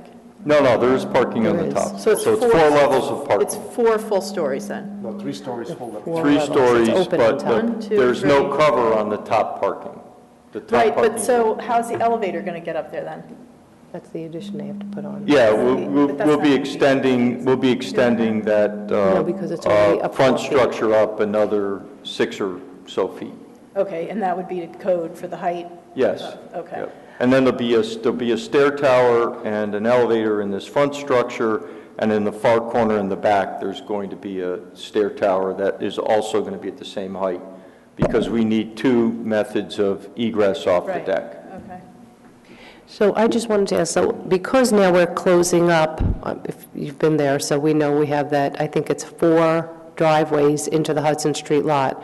So when we actually build this and have the cars would enter and exit at the easternmost point of the garage. Would that be accurate? Well, they can enter and exit pretty much wherever you want them to, just so long as we know that before we complete the design. So typically what we would want to do is meet with your traffic folks and talk about what's practical in the way we design the garage, and then what's practical for the way your traffic pattern works and how people back up. Mike and I spent an hour or so walking around and just kind of observing the traffic and the cars in that area today. And there's a lot of traffic, so I think we don't want to get too close to the corner with any kind of an entrance. We want to be back further away from the intersection. Well, the added benefit to that is that we retain then, not only retain, but actually add to the on-street parking. When we close up those driveways that no longer need to exist, I probably more than double the on-street parking there, which is a real benefit in all of this. I thought I had one more question. Yes, could you just go through the lighting? I know back when we were in the middle of the heat of the garage back, I guess it feels like forever ago, but it was not that long ago, there were concerns that the top deck, the open air deck, there would be lighting on there. So I just wanted you to kind of walk through how that lighting works and why we wouldn't see it, the light poles closest to the edge. Okay, so the way we'd approach the lighting for this garage, because it is a sensitive issue, is the parapet walls themselves would have lighting packs on the lower walls to kind of shine some light out so that the cars around the perimeter have adequate light for safety. And then we would look at the angle from the sidewalks on the opposing sides of the street. So the sidewalk closest to right across the street is that pastry shop. So you'd stand there and kind of look up and calculate the angle and the location of that light pole. So from there, you would try and gauge the height of the post so that you're not really seeing that, but you're going to see the glow of the light. And then all of the lighting posts would be shielded so that the light is shooting down and out and not opened to the outside, so it's not polluting kind of the outside area. Lighting is always tricky because you don't want to have it so bright that it annoys the neighbors, but you also want it bright enough so people are feeling secure when they're up there. And we would go through the whole lighting plan with you before we finalize that. So you'd be, just as you are a participant in all the other elements, we're going to talk a lot about lighting. We're going to look at fixtures, we're going to look at the way the light casts, and we're going to make sure that it's something that's acceptable to you before we put it in the budget. I mean, to us, the difference in the cost of the lighting fixtures is incidental. Mm-hmm. Okay. Any other questions? No. Okay. Great. So, again, thank you. Thank you for this monumental effort, for putting this together in such short order. Very much appreciated. And just for the record, could you tell everybody why Joe Volpe is not here tonight? Joe's the very proud father of a serviceman who has just finished his basic and specialty training, and his son graduates. U.S. Army is graduating, I believe, tomorrow, and Joe wanted to be there for the... Fort Bennington? Is that where he was? Fort Bennington. We appreciate it, and we will, I guess, add all of our opinions into the design, maybe put together some emails, and maybe schedule some additional meetings, and we're just going to get this together. Great. Okay. Thank you very much for having us. Thank you. Thank you, Mike. Thank you, Peter. So we'll move on to our discussion items. The first one is Ridgewood Water and the Water Conservation Ordinance, which was just adopted. So do we want to have Rich come up, because I have just a couple of questions for him?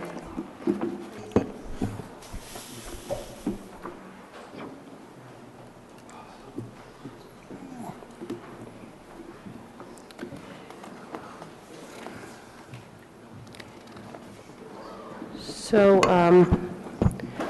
Good evening. good evening. Good evening. So with the newly adopted water conservation ordinance, we've had I guess everybody's had some considerable feedback from residents, and what we did know from the beginning was that timing on the adoption was critical to have everything in place prior to the actual watering season happening. But a couple of suggestions have been put forth, and I don't know what everyone else's input has been. I had two issues in particular.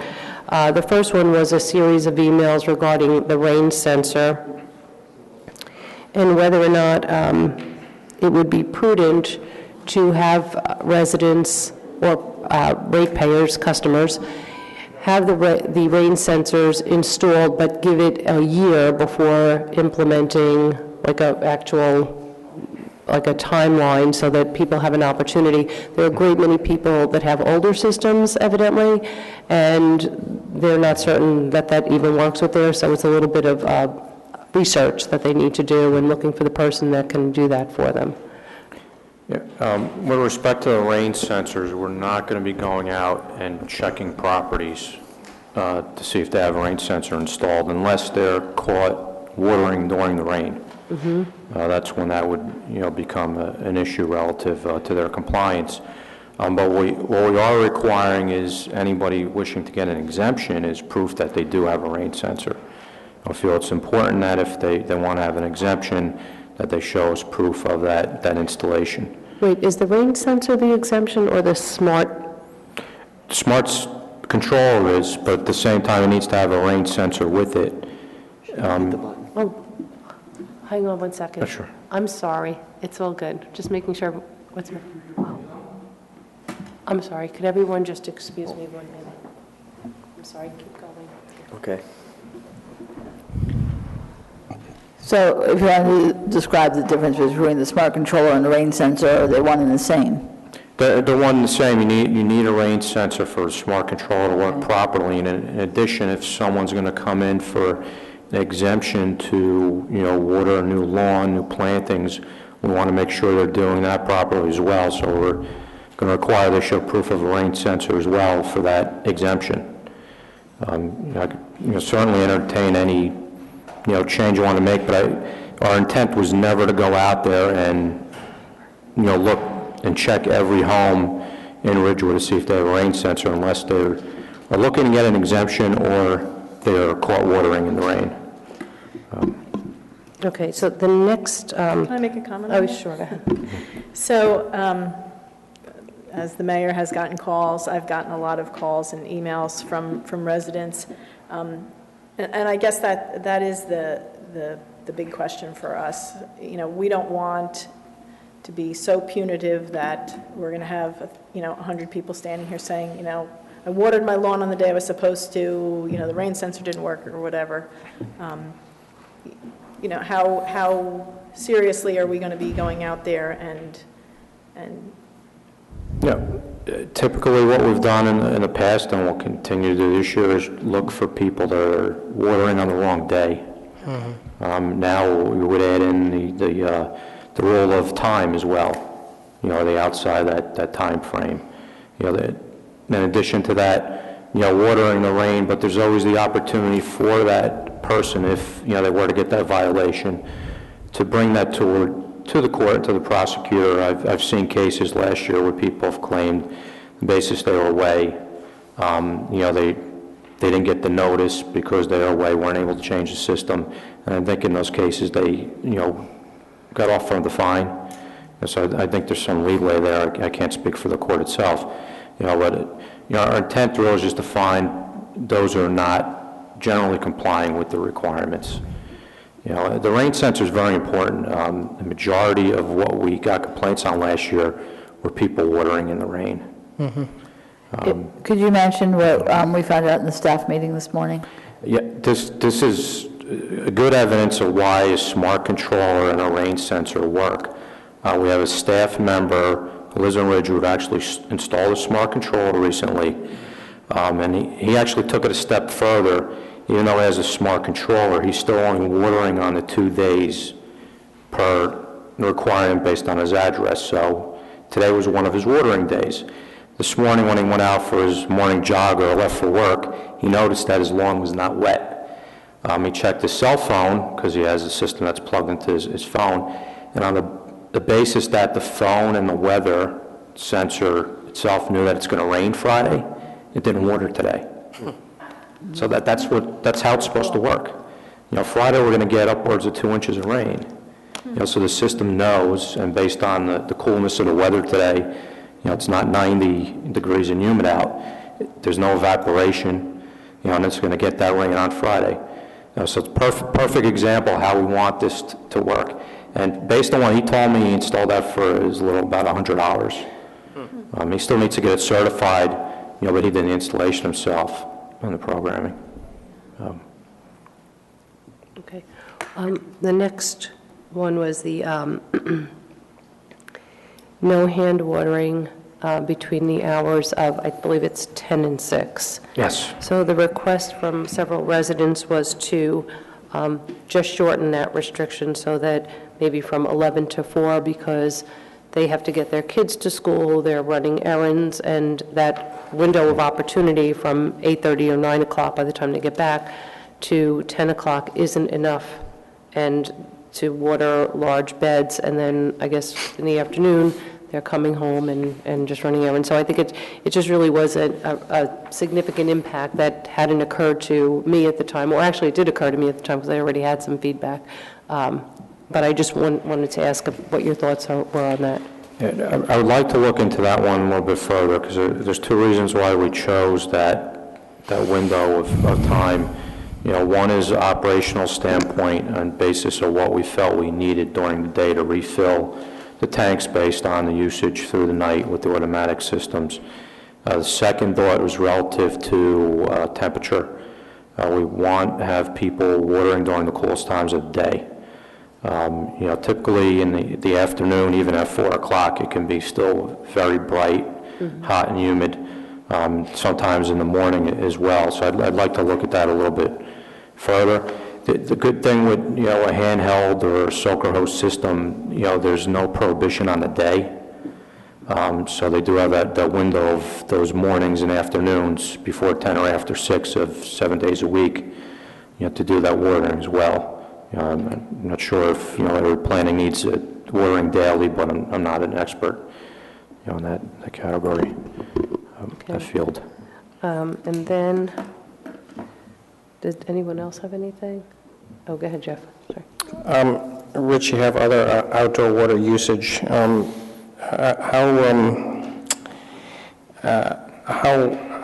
much are you going to enforce, as an example, kids running through a sprinkler? That's not prohibited. Okay. We've clarified that. We've put up several frequently asked questions on our website that were up last week. That's actually one of them, because we did get that question. Okay. We're not prohibiting that. That was something was unclear in the past as well. Along with cleaning gutters, power washing a home, filling your pool. You'll consider those types of events are like 1 or 2 time a year events sometimes. Cleaning your gutters, maybe you do it twice, maybe 4 at the most. But watering is a daily event that was occurring. So that's where our biggest usage was. Okay, thank you. Also, I'd just like to add one thing, that car washing is also considered one of those uses that you're not going to go out and find somebody for if they're washing their car on like Sunday afternoon or something. Correct. And what we put in there, we answered that question. We also made a recommendation to any question like that. The best thing to do is go to an automatic car wash. They recycle the water. And we provided tips on how to wash your car and save water.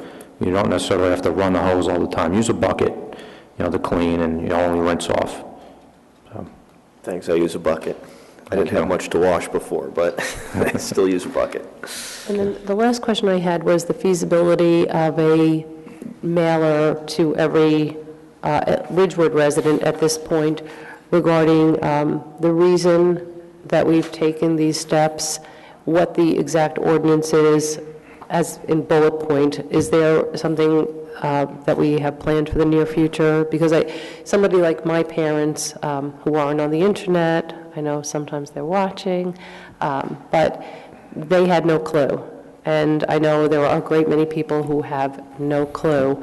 And even though, you know, we say we put out the agenda and we've talked about this at meetings, we've had forums, we've had a tremendous amount of information, we really want them to conserve water, and so that might be something beneficial. Now, whatever avenue you recommend, we could provide the information for that. Right. And whether it's a bulk mailing, a robocall, e-notice, you know, we have been keeping up to date on our Facebook page.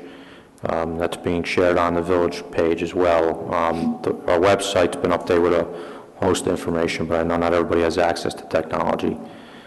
Yeah, I think a direct mailer at this point, similar to we do for the leaf pickup, because even on a robocall, no matter how much you can say, and yeah, it's got to be short. It's got to be short, and there's nothing quite like having that information in hand all the time. Sure.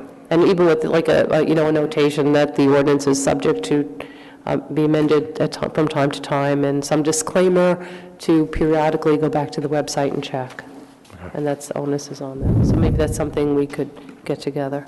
We can work on that internally. Okay. Rich, yes. I think conservation is extremely important, and I'm glad that we're being very proactive.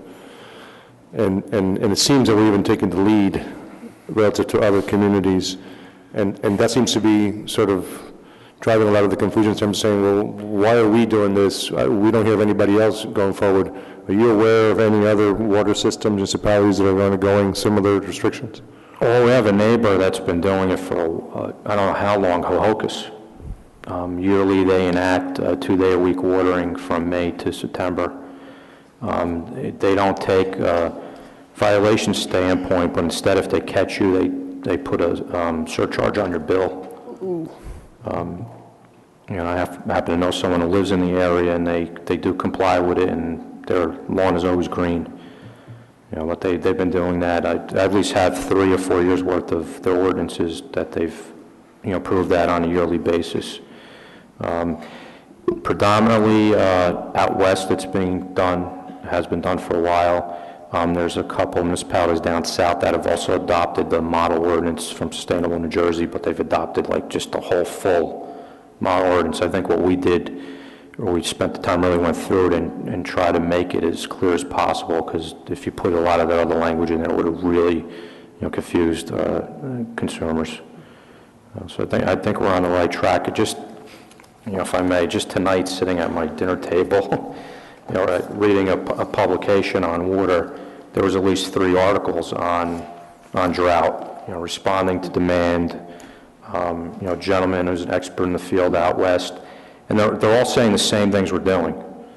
Limiting time, watering during the cool parts of the day, water less, water smart, you know, plant landscaping that's drought tolerant. You know, so it's, I think we're the next one to be on the cover of the magazine. That wasn't our goal, but we'll take anything we can. Okay, great. Any other questions? Okay. Thank you. Appreciate it, Rich. Thank and, you. Thank you. Thank you very Thank much. you. The next, Heather, excuse me, can I just bother us? I have a little family thing happening right now. And I just want to know if we can move the flag flying policy up. Sure, so that I let's can- do that. The flag flying, which is D1. Thank you. So I'm going to have Mr. Rogers speak to this one. Sure. Oh, all right. Wasn't aware I was going to speak, but that's fine. This issue was presented. This issue was presented to me, and I was asked to give some insight to the council with regard to the legal and policy implications of the request for flying the gay pride or the rainbow flag on our municipal flagpole in front of the municipal building. I tried to approach it so that everybody could understand it in a sense of you know, what really the law is, and also what our local ordinance kind of dictates, and what, you know, a combination of those things might lead us to conclude, or lead the council to conclude. I think the first question that needed to be answered was whether or not the council is required to allow the flag to be flown. And the answer, after going through the discussion and looking at the case law, is that no, we're not required to do it. I think the case law is pretty clear that with, when you're dealing with such private political expressions as the gay pride flag, just because it's public property doesn't necessarily mean that you have to allow the expression of that particular political position on the public property.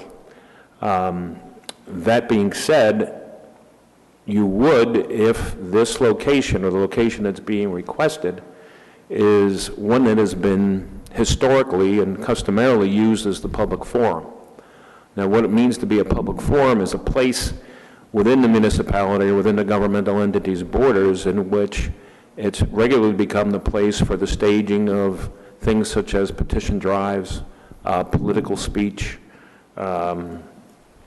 political functions, religious functions, the one place where people can rely on finding, people of the community can rely on finding what is going on in the community from a political standpoint, or where one would expect this to come from. That sounds a lot more like Van Ness than it does the municipal building. In fact, I do know over the years there have been requests for doing certain political things or politically expressive things in the front of the municipal building, and that has always been basically declined, not necessarily because of content, but just because of the fact that this location has never been used as the public forum before.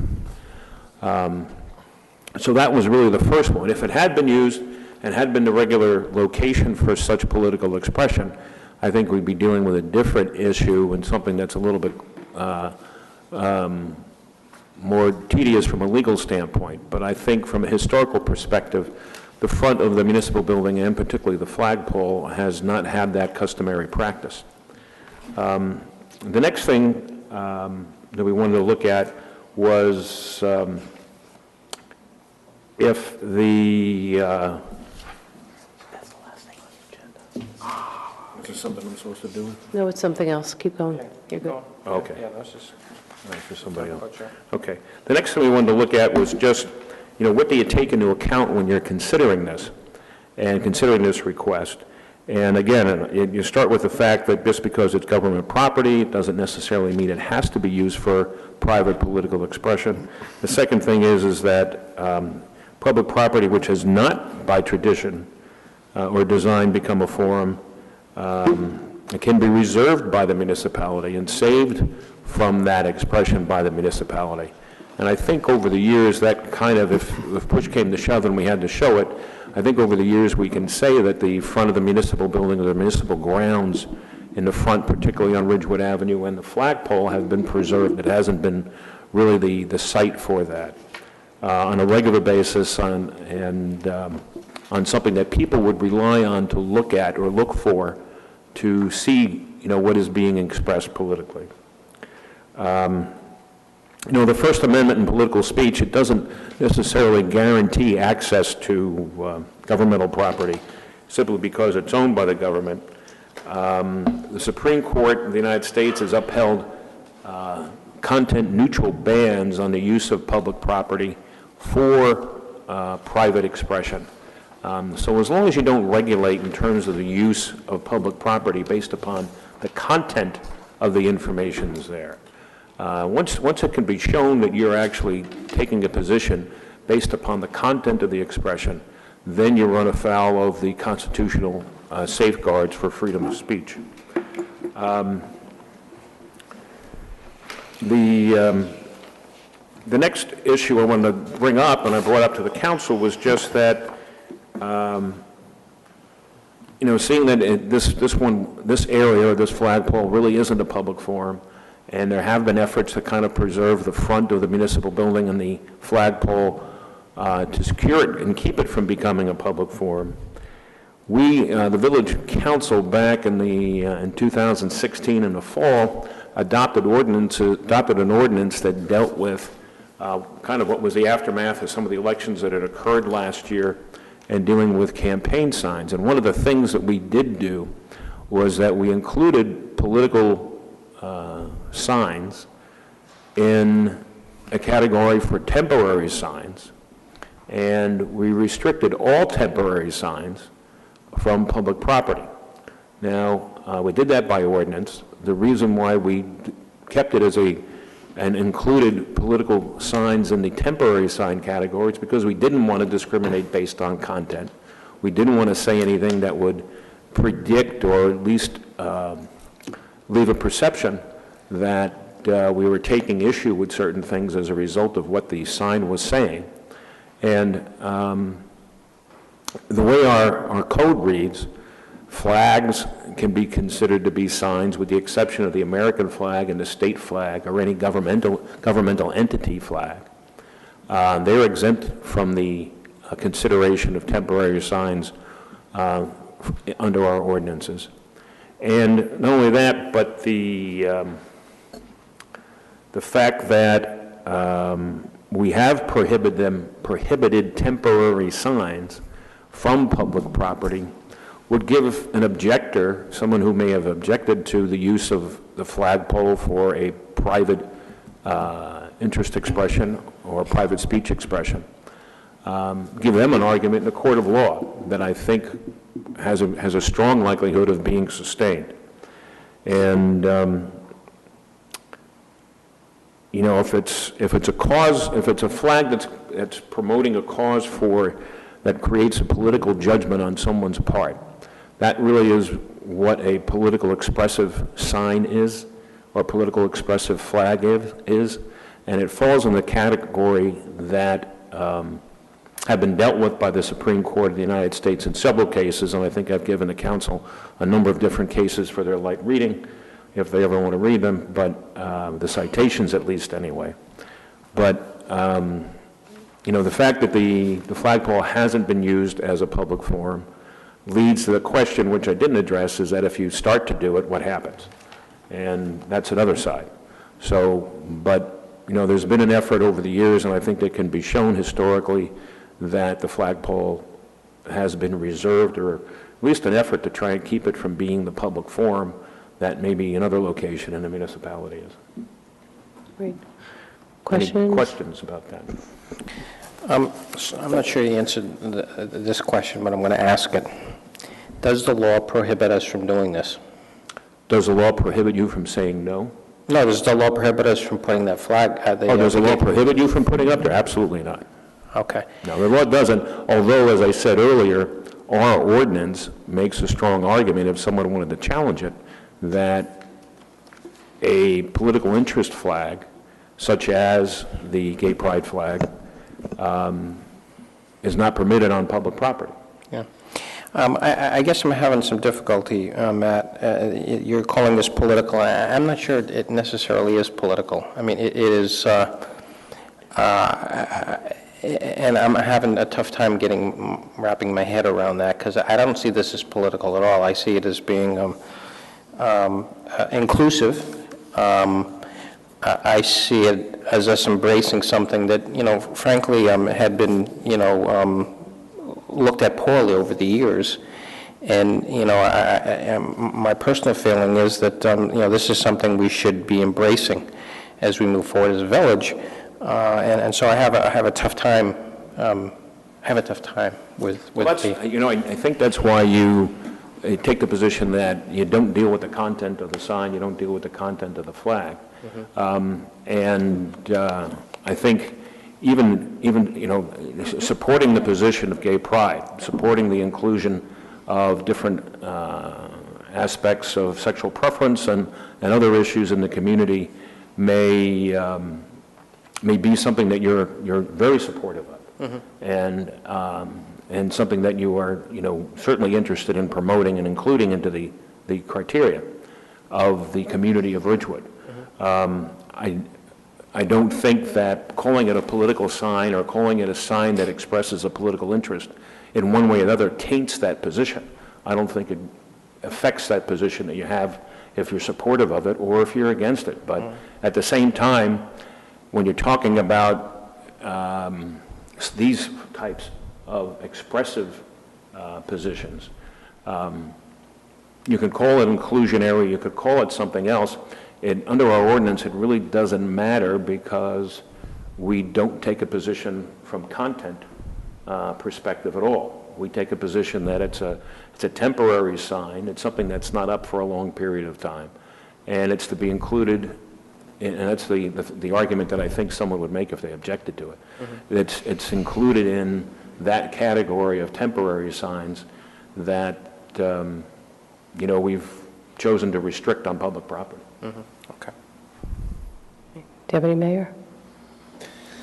Well, I guess I think we already do fly the pretty potent symbol of inclusion, freedom, justice that's recognized the world round. It's the American flag, and it represents every single American, no matter your race, creed, sexual orientation, religion, lack thereof, all of it.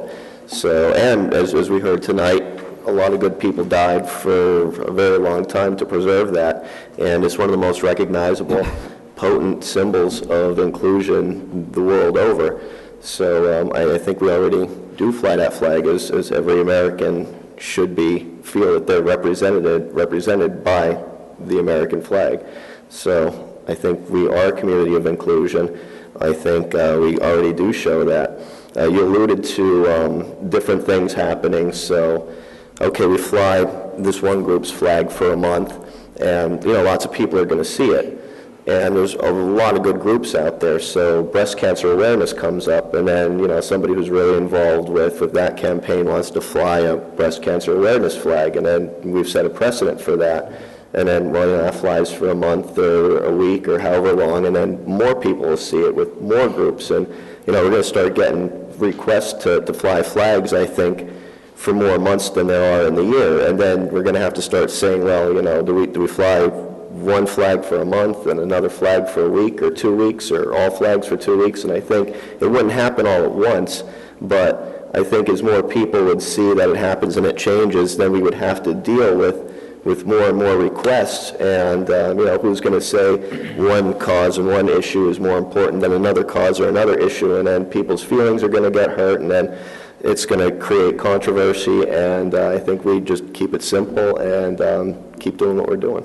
Well, that's when I said there's legal implications and policy implications, that's the policy implication that I was talking about. It's, it's a discussion for the council to have from a policy in terms of how to address this. Yeah, and then who determines which group gets what placement? Is it the council, or are we going to have to do that at many meetings, or do we designate an employee to do that? I mean, I don't know if I would... Well, under the Constitution and its protection of free speech, you really can't regulate who gets to decide who does that. That's one of the provisions that have been found to be arbitrary in terms of who makes that determination as to who gets the preference. So that if we can't do that. If we did it and then we started to get requests, then we would have to entertain all the requests, and eventually the whole idea here is to treat everybody equally, and to make sure that everybody's interests are protected, and that the private interest of the expression of this particular flag is protected as well. Mm-hmm. I mean, and that's something you have to decide. Mm-hmm. Councilwoman Walsh. So I'm going to have a different opinion than my council colleagues. So for many of you that know me, I have a rainbow family. I have every color, gender, transgender, lesbian, gay. I've got every possible color in our rainbow in our family. And, we already are celebrating other things. The Holly Festival, which was a couple of weeks ago, was on public property. And that was an expression of a certain group's spring festival. We painted a blue line down the street to celebrate the respect we have for our police officers.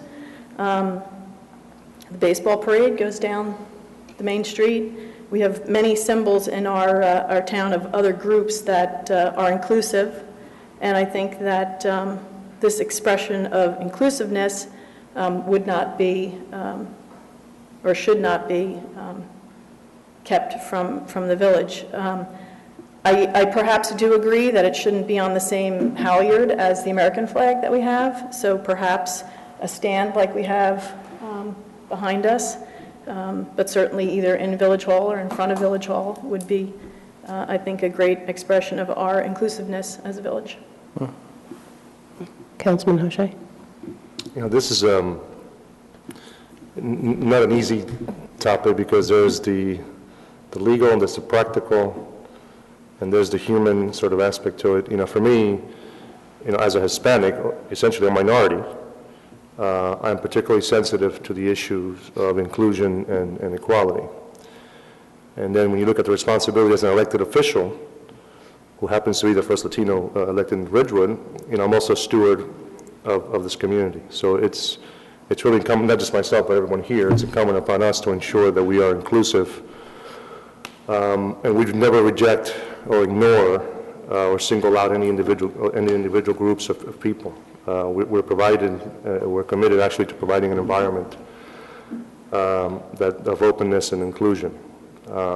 And that same spirit, I think it is important that we do not take a political stance or any expression of a private interest promoting specific individuals or groups.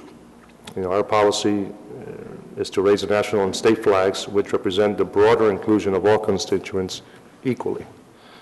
Although the rainbow flag is not considered a public flag, but rather a private expression. Needless to say, I think as a community, as individuals, as businesses, we're more than welcome to fly any banner or flag that we feel that we can support. I'll make a distinction just because it was mentioned, with the Holly celebration. That was not the Village of Ridgewood sponsoring any particular group. That was a group that says, hey, we need a field to have a party. Can we have any of the fields? They came to the field committee and asked to be allocated a field. If we had any groups who wanted to have access to the field, if we have the availability, we'll certainly promote it.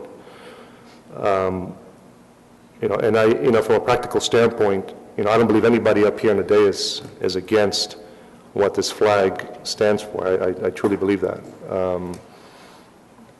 But what happens when we have a group who we don't agree with, who's going to make a request, to have their flag flown? That's where, we get sort of the practicality and what position, what sort of Pandora's box will we open with this? So it's, like I said, it's not easy, but a lot of things to consider. Okay, so I would have to say that there's no doubt that this council in our village is always in favor of inclusion and would find it, bias-based incidents or concerns to be deplorable. To Councilwoman Walsh's point regarding her family, that's very personal, and personal is political.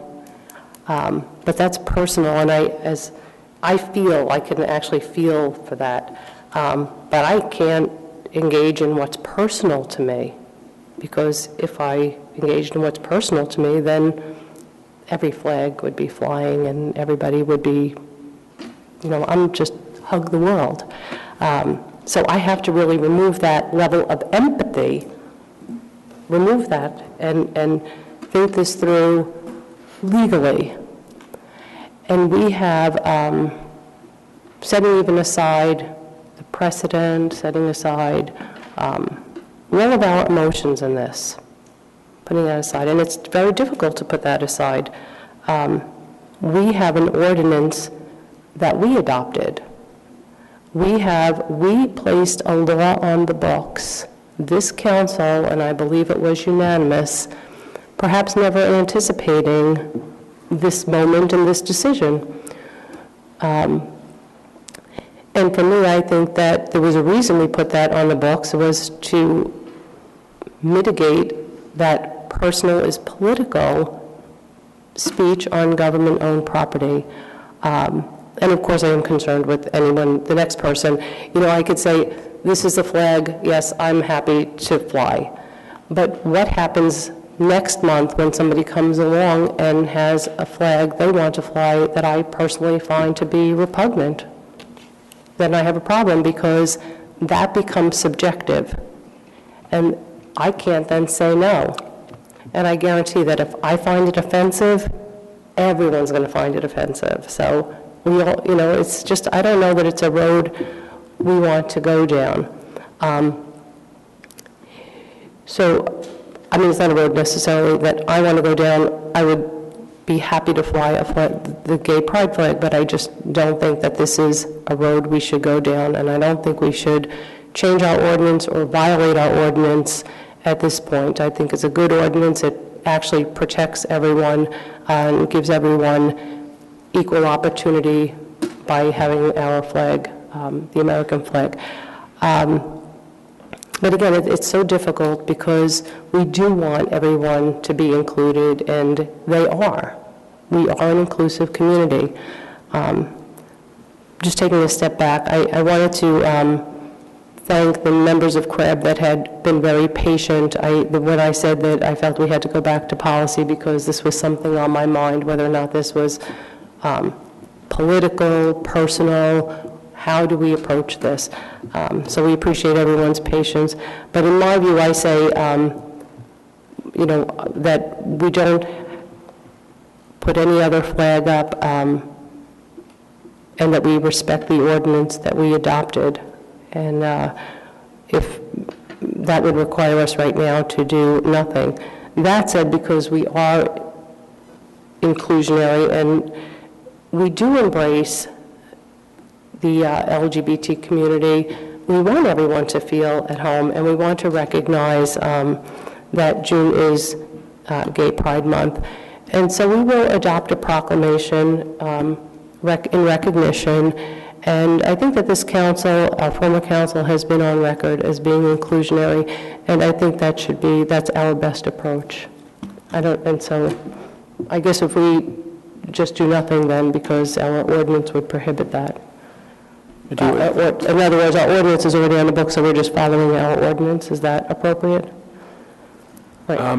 I don't know what's expected of you with regard to that. If your decision is to do nothing, certainly relying on either the legal aspects of our ordinance or the issue with regard to the use of public property and creating a public forum. I don't know that you need to be specific with regard to it. You can just decide that you're going to deal with a proclamation and work it that way. Right, we'll do a proclamation, but in other words, because our ordinance is on the books and it prohibits that temporary political signage or political signage on municipally owned property, then if we don't, in other words, we're not voting on anything because our ordinance is in place and we're just simply respecting that. Well, I think as a council, we should be deciding. I'm hearing different opinions, but I'm not hearing whether or not we want to do it or not. And I think we should just probably say yes or no. No, but we're not voting, we're just respecting, by consensus, I hear that we're going to respect our ordinance on the books. But I asked you a question, Matt. I said, does the law prohibit us from doing this? And you said, no, it doesn't. Well, I said no, but when you read our ordinance, there is an argument that can be made. You're saying it's political, but I don't believe this is political at all. So, what's funny is that there was a decision of the Midwest that said once you begin to classify the different types of speeches, different types of speech, that in and of itself is content affirmative, and you start to do that. I don't know how I would classify it under the law other than being a political speech or a political expression, but be that as it may, it's whatever type of expression it is, as I said earlier, it more than likely considered to be a temporary sign or a temporary type event or placard or statement, as our ordinance reads, and that's prohibited on public property.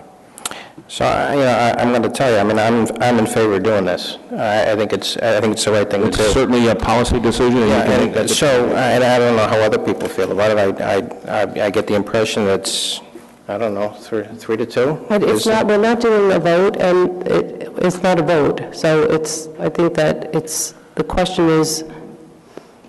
Well, I think that if I'm hearing Councilman Hache, if I'm hearing Councilman Walsh, if I'm hearing the Deputy Mayor, and I'm hearing you, I think by consensus there's a decision either by whatever the differing opinions are as to the reason why.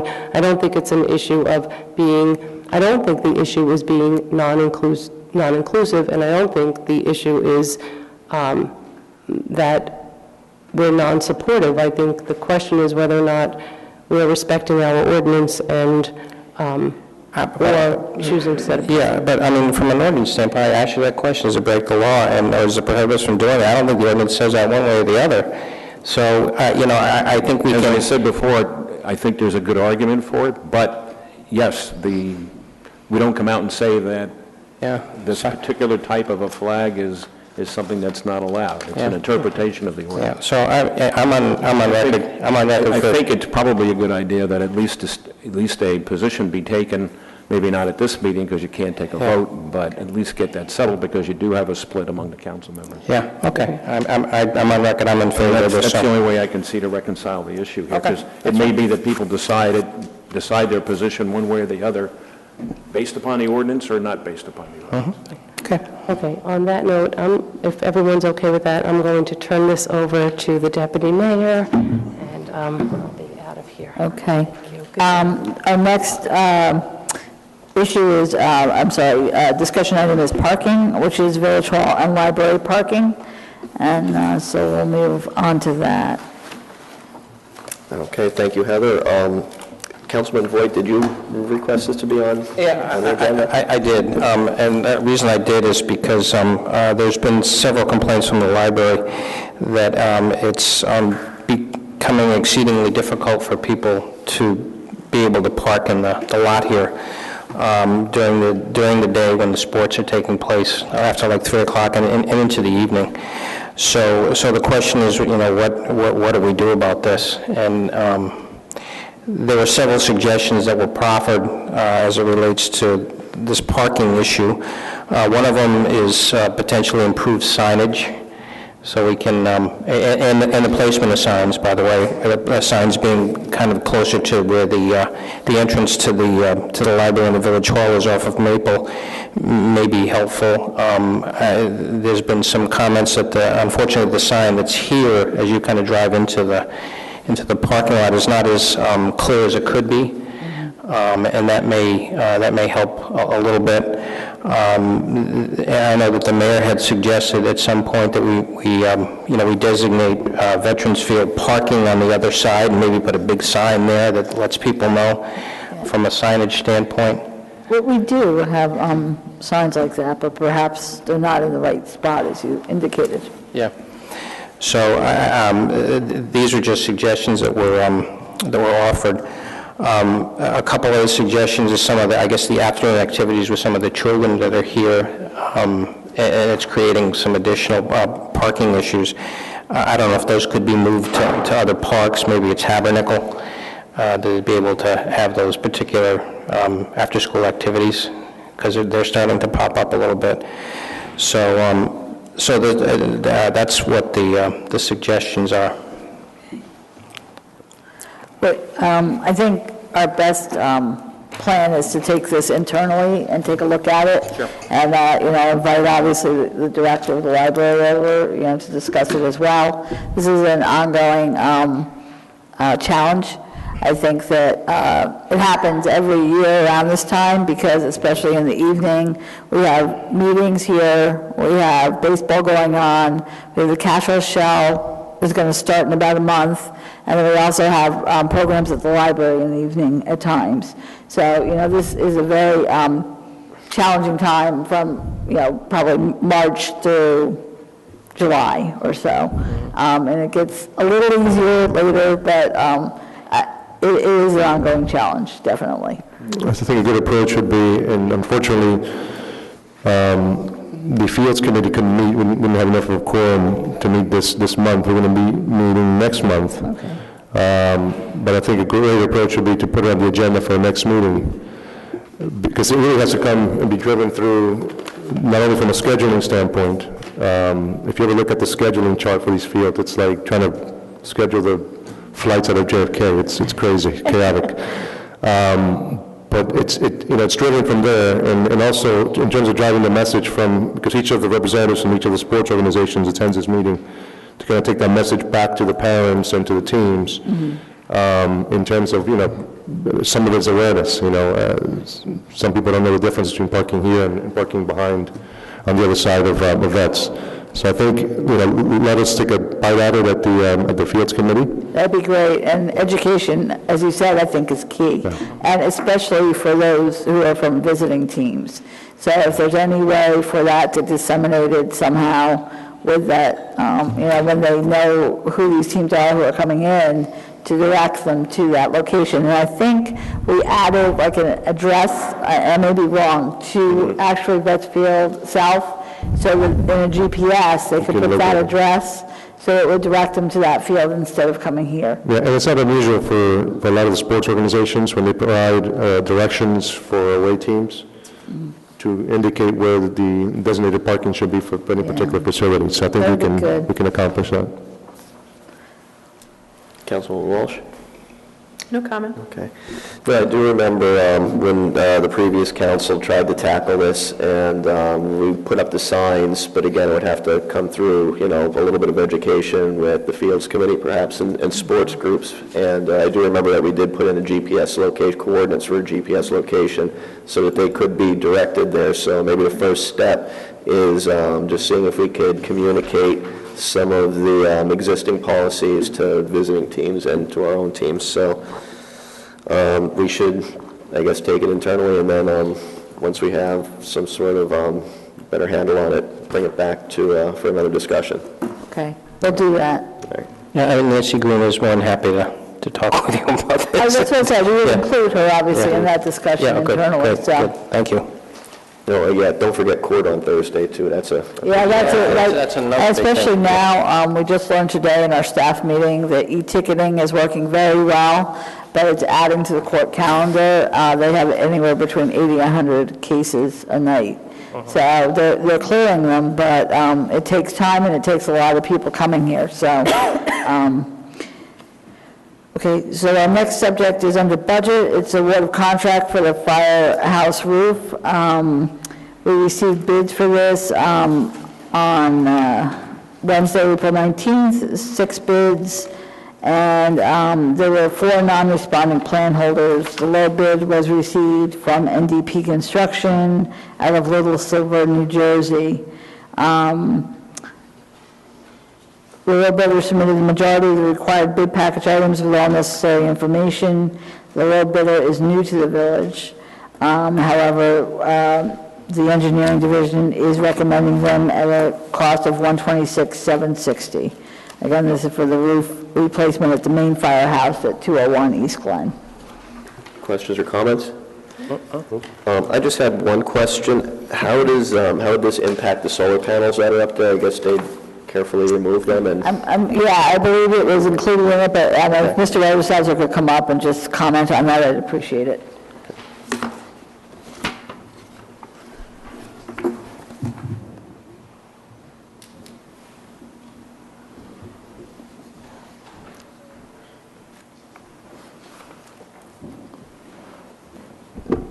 Good evening, Deputy Mayor, Council. Yeah, the solar panels, we got a separate line item for their removal and their reinstallation. The low bidder's quote for removal of solar panels was $9,440 lump sum, and to reinstall is $10,560. So that's included in that price of the $126,000? That's included in the $126,760 that you just mentioned. Okay, thank you. Okay. Any other questions? That's it. Okay.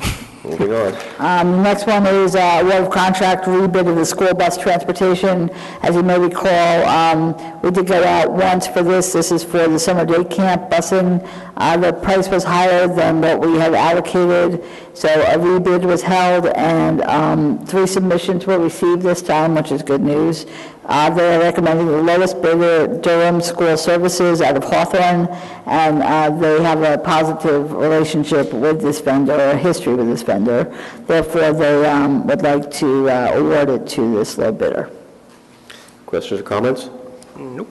Okay, moving on. Okay, the next one is additional money for the RCRD conflict attorney who was hired.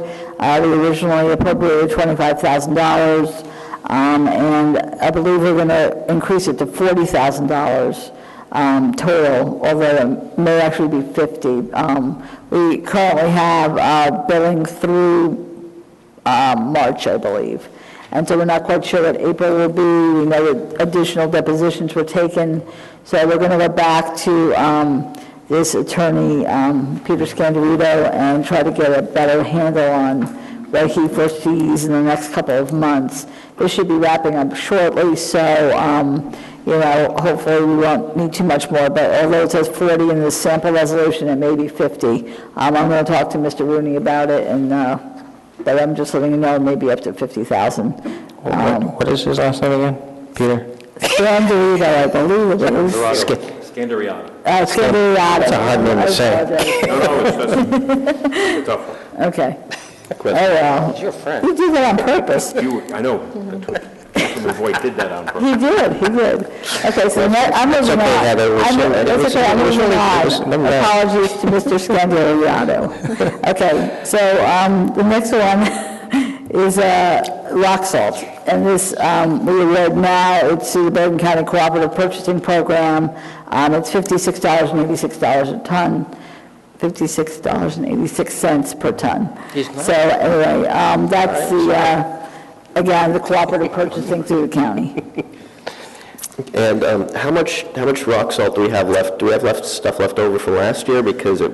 I would have to check into that, honestly. Give nobody a chance if we have any left over from this past snow season.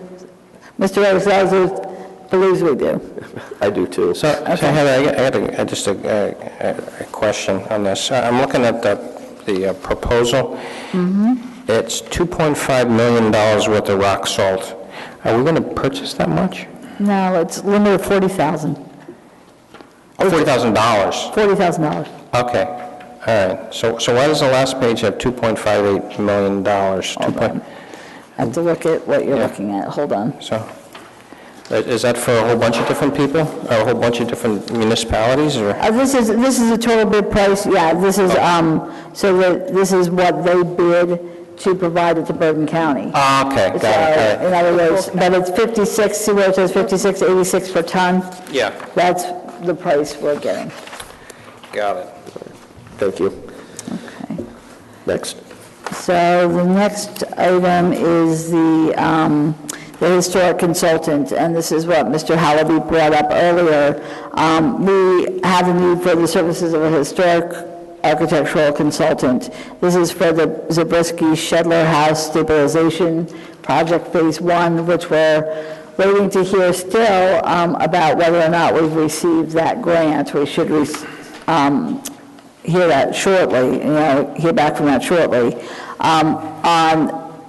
We're hiring her to be able to work on this phase 1. In addition, we're preparing for phase 2, which will be things such as window security, fire alarm, heating, air conditioning, wiring, plumbing.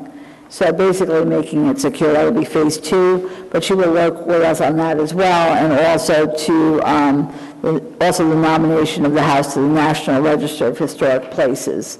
So in order to do this all within keeping of the historic requirements for the home, we do need to have this type of person to assist us. As the mayor mentioned, this is the same person who we used for the train station roof and area, and so therefore we're recommending the award to Connolly Hickey Historical Architects. As I said, we've dealt with them before, and it's an amount not to exceed $50,000. We won't have the pay-to-play forms in time to award it next week, so what I'm recommending is that on May 24th at our work session, we have a special public meeting to allow us to award it then instead of waiting until June, because she's actually in the process of doing work now, because I believe that the application for the grant from the county is due June 30th for phase 2. So we will need her prior to June to be able to put it all together and get it ready.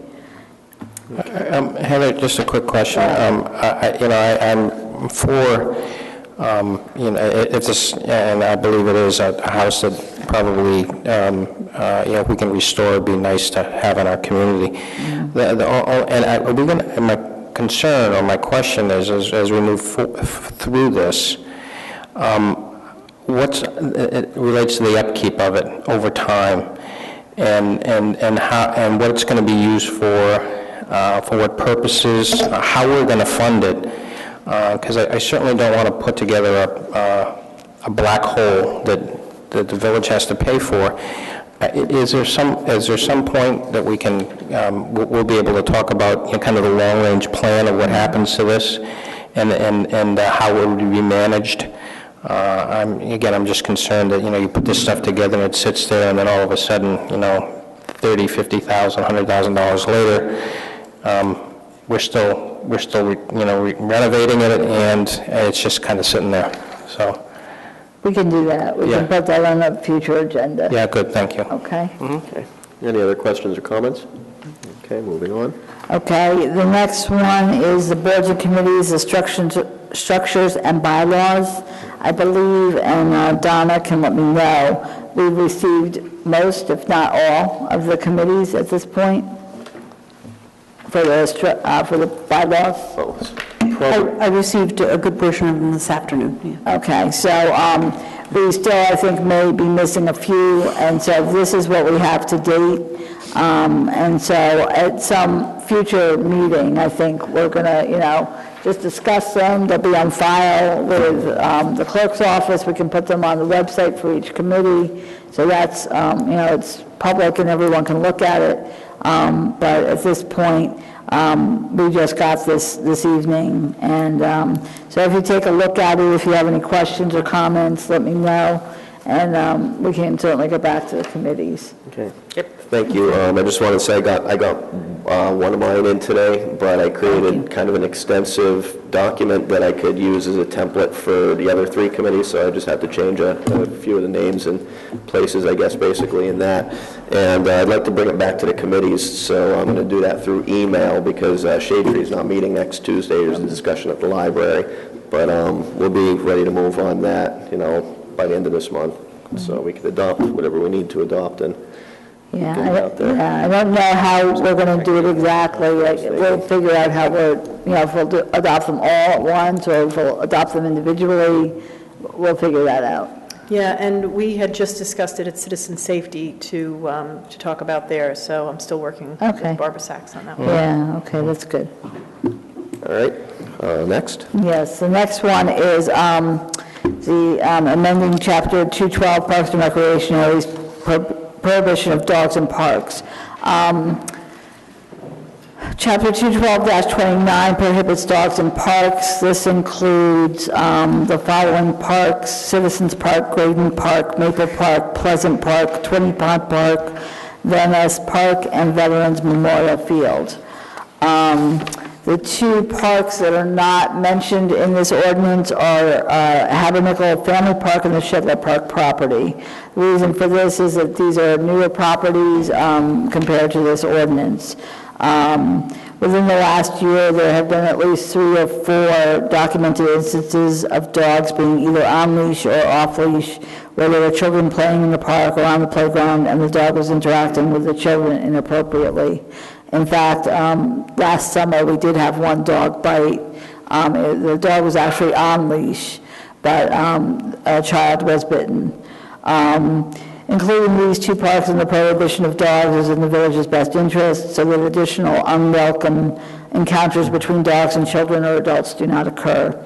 There are other places nearby, actually right at the Wild Duck Pond, where there is a dog park. And so, owners, residents of Ridgewood who have dogs and they wish to have them off leash can certainly take them to the dog park.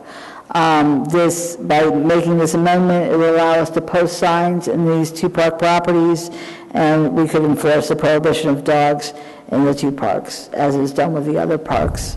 So this is for your discussion at this time. So this is something, Heather, I believe you had asked to be put on the agenda at the last PRC board meeting, right? Yeah. So we had a discussion about this. We didn't take a vote, but just kind of went around and had an open discussion. And the challenge of a lot of these things is consistency, and then when there isn't consistency, enforcement. I think we have currently a dog leash ordinance in place in town. We are required, if you're walking around with a dog, they be on a leash. We just didn't feel, there was no one in the committee that felt that there had to be a distinction made between being in downtown with a dog or being in a park. And even in the cases where we've had some unfortunate incidents where children have been bitten, a child approaching a dog on a leash will get bitten in a park same way as they would if they were walking, in the middle of downtown. So we just felt that to make the distinction or the prohibition of dogs on parks at all seemed a bit too restrictive. So although it exists now, you realize that. Right. But it is restrictive. Who's to say that someone who has a dog isn't entitled to go take a, exercise lap around vets a few times as long as the dog's on a leash? Where there was some concern is if you do have a dog, even if it's on a leash, that, you obviously have to be very careful that the dog is not relieving itself in the middle of an athletic field, right, just for health reasons. But in terms of, walkable areas, path areas, that, we should have, residents should be able to enjoy these parks in the company of their dogs. For some folks, the dog is almost like their child. I mean, that's, that was sort of the discussion that we had, just to share the thoughts of the PRC regarding this. Any other questions or comments? I'll just make a comment regarding Habernickel.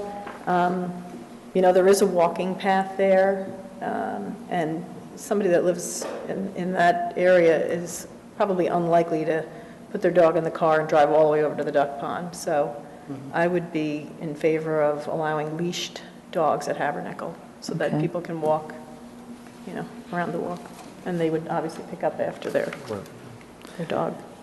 So for consistency, would we be saying that we're allowing dogs on passive parklands and not like active sports fields, and make a difference between walking paths and nature versus, football or lacrosse or baseball field? I think you might run into problems in terms of interpretation of that. And, off-season, some of the parklands or the more active ones are passive. So I think if you're going to restrict it, it's better to identify. Okay. And by park or by area, but that's, I just think by leaving that open, you're going to leave it to too much discretion and too much argument. Okay. So let me ask the council, are you in favor then of, it seems like you don't want a prohibition. And so my question is, my feeling is, is certainly, if you're going to allow dogs, they must be on a leash. I mean, we have a leash law anyway, but I think it's important that we put it as on this park that there is a leash law specifically, and we could post signs. They don't have to be, ostentatious or gaudy or anything, but just something so people are aware that we do have this law. Because unfortunately, in those instances I mentioned, there was one on leash, the others were off leash. And it's a beautiful park, and it's a great place, I'm sure, to let your dog run and have fun. But unfortunately, when there are adults or children who are there, and you don't know how your dog's going to react to, or how a child or an adult will react to that dog. And so that's why it's a concern for the village. So is everyone then in favor of having it leash in Habernickel? So on leash and Habernickel. On leash and Habernickel. Everyone is in agreement? Okay, and then... How do you, just odd question, how do you enforce that? I mean, because they'll have... If there were instance where there was a dog off leash, and if the owner were found, then the owner could be summoned, under that. Yeah. And then again, someone at the park may call the police, and the police may go at that time. In one instance, apparently, the dog was off leash, and for some reason, the owner had left the park or gone outside of the park, and they found this owner's cell phone laying on the ground. It was a very strange circumstance. So they found his cell phone, and the owner showed up about 5 minutes later. It was very strange. I don't know what occurred, but the dog was running around. There were a bunch of kids there, and it just was not a good situation. So, okay. And then, I'd like to do it for Shedler as well. I know it's not a developed park yet, But to me, this way, at least it's there, it's in place, and as we develop it, which will be, in the near future, it looks like, it'll be in place. Are you in favor of doing both parks on leash only? Sure. That's Yes. good. Okay. So then we'll add that. Okay. All right. All right. So we'll do, Moving on to operations. yes, one sec, just so I can write that down. Okay, so the next one is the County OEM Shared Services Agreement, borrowing of equipment. In order for the village to borrow equipment from Bergen County OEM or possibly even Bergen County DPW for both emergency and non-emergency use, we must enter into a shared services agreement with the county. The resolution will authorize this shared service agreement and will allow us to borrow some equipment we may not have here in the village. And as I said, it may be, if it's an emergency situation, it may just be that we possibly have a breakdown of one of our pieces of equipment, and the county may be willing to loan us a piece.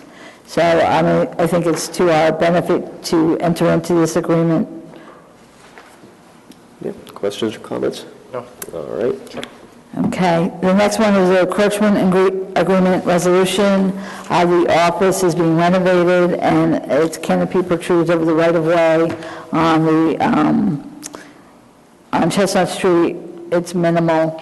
We've done this before for gooseneck lighting, for various signage, and so it's basically just a formality to allow it to encroach into our right-of-way. Questions or comments? No, it's fine. Okay.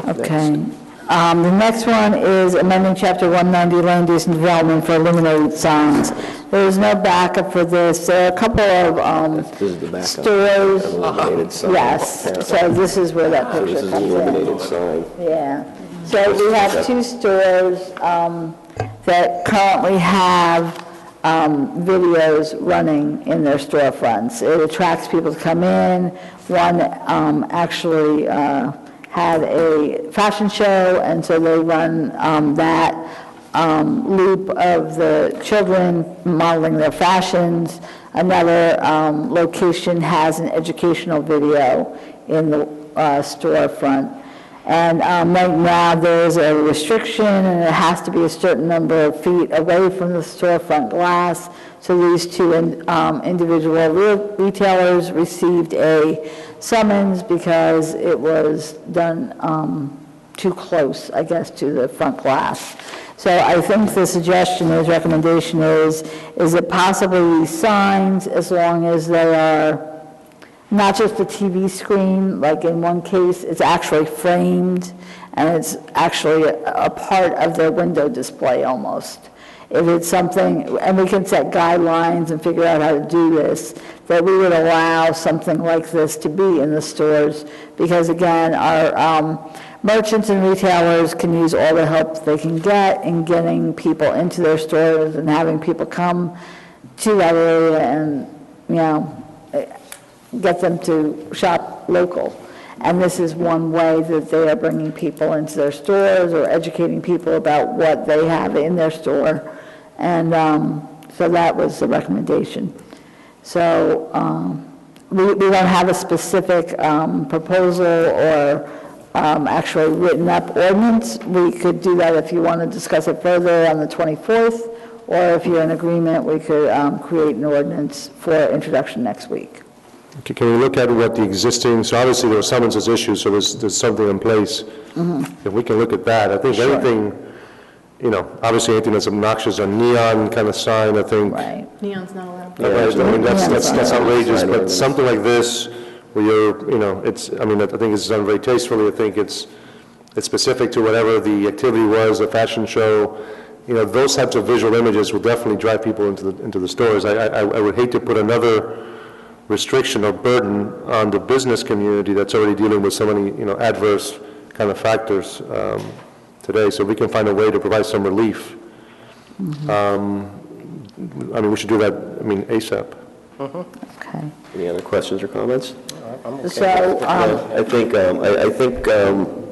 the ordinance was written before technology was involved to the absolutely. point where it's Yeah. gotten to now, so could have never maybe even imagined this or dealt with it. So I guess maybe we could get some sort of policy recommendation, have something in front of us, and we could discuss that further, but then could we not issue summons to the people who already have these while we're in the process of kind of defining what's going on? Unfortunately, as long as it exists on the books, we have to summons it if we're aware of it.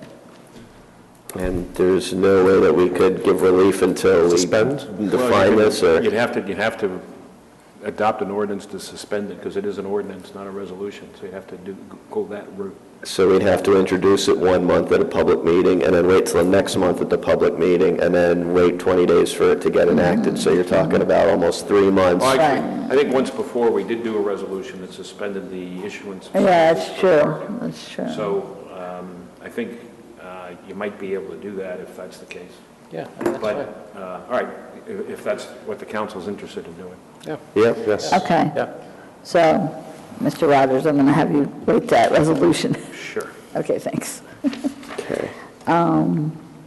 Review of the, Sorry, before we move forward, just something just came to my mind. When we talked about the parks, we didn't really discuss this at the PRC board, but I think it's, obviously we wouldn't want dogs even on a leash at like Graydon, given that, you know, you're walking on the same area where a dog might leave themselves, someone might plop down and set up a beach towel or something on the ground. So maybe Graydon would be exception? To prohibit it completely. Yes. Yeah. I'm just picturing Well, I think that's already on there. I think Graydon was on there, but if not, we'll add that. I'll have to go back to that. Sorry, just to... Hold on one sec, I'll tell you. Graydon Park is on there, that prohibits them completely. Okay. Okay, so now to review of next week's meeting. We have actually 4 proclamations, and I guess now we have 5. It's National Cancer Survivors Day, Emergency Medical Services Week, proclaim May as Mental Health Month, proclaim May as Older Americans Month, and we're going to say proclaim June, so we can get the full as Gay Pride Month. Is that correct? Right. Okay. We have swearing in of 2 firefighters. One is Dane Knudsen, and the other is Shelby Taylor. We have the scoping hearing on the Green Acres diversion on South Broad Street. We have adoption of ordinance to establish a cap bank. We have our budget hearing with the overview, the village council's comments, and the public hearing on the 2017 budget, and then the consideration for adoption of the 2017 budget. We have resolutions for Ridgewood Water, including awarding professional services contract for engineering services for Suez corrosion control, award of contract for, and that's what I have under Ridgewood Water. Under introduction of ordinances, I have amending Chapter 260 Trees and Shrubs, amending Chapter 212 Parks and Recreation Areas, prohibition of off-leash dogs in parks, certain parks, and then Chapter 190, we're not going to do that because we're going to do it through a resolution. The next one we have is public hearings on our general capital ordinance, our water utility capital ordinance, our parking utility capital ordinance, amending Chapters 265 Vehicles and Traffic for parking restrictions on Bogart Avenue and Cambridge Road, amending Chapter 265 Vehicles and Traffic, parking restrictions on Palmetto Walk, and 3598, which is construction of handicap ramp at Avenue and Habernacle Family Park. Resolutions Title 59 approval for the RFP for a parking kiosk pilot program, designating Graydon Pool as historic designation, authorizing shared services agreement, borrowing equipment from the county, suspension of illuminated signs, I will see how we word that, in retail establishments, in retail. We also have award of contract for the firehouse roof, award of contract for rebid of school bus transportation day camp, authorizing additional funding for the special attorney for the RCRD lawsuit, awarding of contract under county contract for rock salt, resolution for the gun violence awareness, resolution to add the name to the World War I memorial, and a resolution, oh, and I did the firehouse roof. So, do you want anything off of the consent agenda? Can you take off the, I don't think it was on consent, though. Which one? No, it's right. I get it. It's fine. Okay, we're good? Which one, I'm sorry?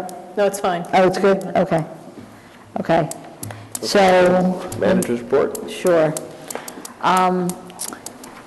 We have some good news. We were able to modify the pricing offered in the contract for recycling disposal by modifying the floor pricing and market formulas. Based on these changes, the maximum exposure and revenue reduction is now 70,000, let me see, 1 second, 111,398 versus the 115,177 that was originally calculated. Since current market conditions are more fruitful, the projected revenue for 2017 may drop possibly by 46,158 instead of 70,432. Thanks go to the recycling division, especially Johanna Luttrell, who worked on this additional work to modify the pricing. Graden Pool season membership badges are available for purchase online from Community Pass and can be accessed by clicking on the picture of Graden Pool on the homepage of the village website at the top. The Graden Pool office will be open Saturdays, May 13th and May 20th from 10 a.m. to noon for walk-in badge sales. Graden Pool season begins June 3rd, and that begins 10 a.m. to 7:30 p.m. In May, there are 3 important public hearings. May 8th at 6 p.m. is the Bergen County Freeholders review of the recommended 2016 Historic Preservation Trust Fund grants. Included in this is a recommendation for the Zabriskie Shedler House Phase 1. May 10th, here in Village Hall, there's a public hearing and adoption for the 2017 municipal budget. Budget newsletters explaining the budget arrived in each home yesterday. May 10th will also be the scoping hearing for the Green Acres diversion, will legitimize the sale of the South Broad Street playground land. This hearing will be included in the Village Council public meeting, and the public is invited to comment on this diversion. May 10th is also the free dog rabies clinic. It will be held at the Recycling Center on East Glen Avenue from 6 p.m. to 7 p.m. Microchipping will be available for the first 75 dogs. The BCUA Household Hazardous Waste Disposal is scheduled for Saturday, May 13th at Bergen County Campground Reservation, which is in Mawa, 9 a.m. to 3 p.m., rain or shine. A county ID license to prove you live in the county is required. Examples are car batteries, aerosol cans, fire extinguishers, fluorescent light bulbs, propane gas cylinders, kerosene, used motor oil, insecticides, and gasoline. And that's all I have. Okay, thank you, Heather. Council reports. We'll start with Councilman Voigt. Thank you, Deputy Mayor. The FAC met on Monday. We're in the process of putting together our goals for the year, and they should be up on the website shortly. We'd like to make a presentation to the council on the 24th of May regarding an analysis of fees and fines. There's been a fairly extensive analysis looking at how our fees and fines compare to other municipalities and whether or not the fees and fines are appropriate related to the cost to administer them. The planning board met last night. It was on public access TV. We heard from the Dayton. The focus of the presentation last night was on reviewing the parking and traffic in and around the Dayton development. The Dayton developers have agreed to update and upgrade the sidewalks as well as the street in front of the Dayton, including the American Disabilities Act compliant ramps for the streets. There's going to be 187 parking places at the Dayton, of which there'll be 53 that are unassigned for the 93-unit development. Some of the issues and concerns centered, last night centered around the effect of the Dayton on the East Ridgewood Ave Broad Street intersection, and the effect of the Dayton on a new, and the effect of the Dayton and a new garage on the Hudson Street area for traffic and pedestrian safety. The Dayton is scheduled for a site plan vote on June 20th. They're going to wrap it up at that point. On the 16th of this month, there's another planning board meeting where KS Broad, which is on, obviously on the corner of Franklin and Broad, and the Enclave will be presenting. And so there's going to be a vote, I think, on the KS Broad site plan application at that point in time. I think everything's pretty much wrapped up. There is continued concern regarding the Franklin Broad intersection and in general the Franklin Ave kind of thoroughfare that goes from Franklin and Broad all the way down to Franklin and Maple. The concern relates to traffic light upgrades and the downstream effects of upgrading one versus not a whole slew of them, of which there are 4 in that particular corridor of traffic. And so the goal ideally would be to try to upgrade all 4 of those as opposed to just upgrading one and then causing traffic, congestion at the other lights themselves. We're likely going to need substantial help from the developer and I think from the county in order to alleviate the traffic and pedestrian safety issues along this Franklin Ave corridor. And this includes developer contributions for traffic light upgrades themselves, both at Franklin and Broad and at Franklin and Maple. There will be a vote on approval for the KS Broad site plan on the 16th, I think, as I'd mentioned. And I think it's going to be on public access TV. Again, is that correct? I would imagine. If those were the original dates you gave me, it would be. Yeah, so it should be on public access TV for people who can't attend. So that's it. Thank you. Thank you, Councilman Voigt. I don't have too much. The Ridgewood Environmental Advisory Committee will be meeting Tuesday at 6 o'clock in the garden room downstairs. The Shade Tree Commission will not be meeting Tuesday. Instead, there will be a lecture on urban forestry and street trees. That will take place at the Ridgewood Public Library starting at 7:30. The presenter at that lecture will be Nick Polanin. He's an associate professor in the Department of Agriculture and Natural Resources at Rutgers University and certified tree expert. So that begins at 7:30. It will discuss sustainable street tree management and the challenges facing urban trees, including care and maintenance. The grade numbers for the April discount have come in. And right now, it looks like there is a substantial increase from 2016 April sales. April sales for Graydon passes in 2017 were 888 versus the April sales for 2016 without the discount, which was 199. As the manager said, the badges are still available, so go out and get your badge if you're not one of the 888 people who have already done so. And that's it. Councilman Walsh? Or Councilwoman Walsh? I don't have anything to report. Councilman Hache? I wasn't a report about Graydon, but okay.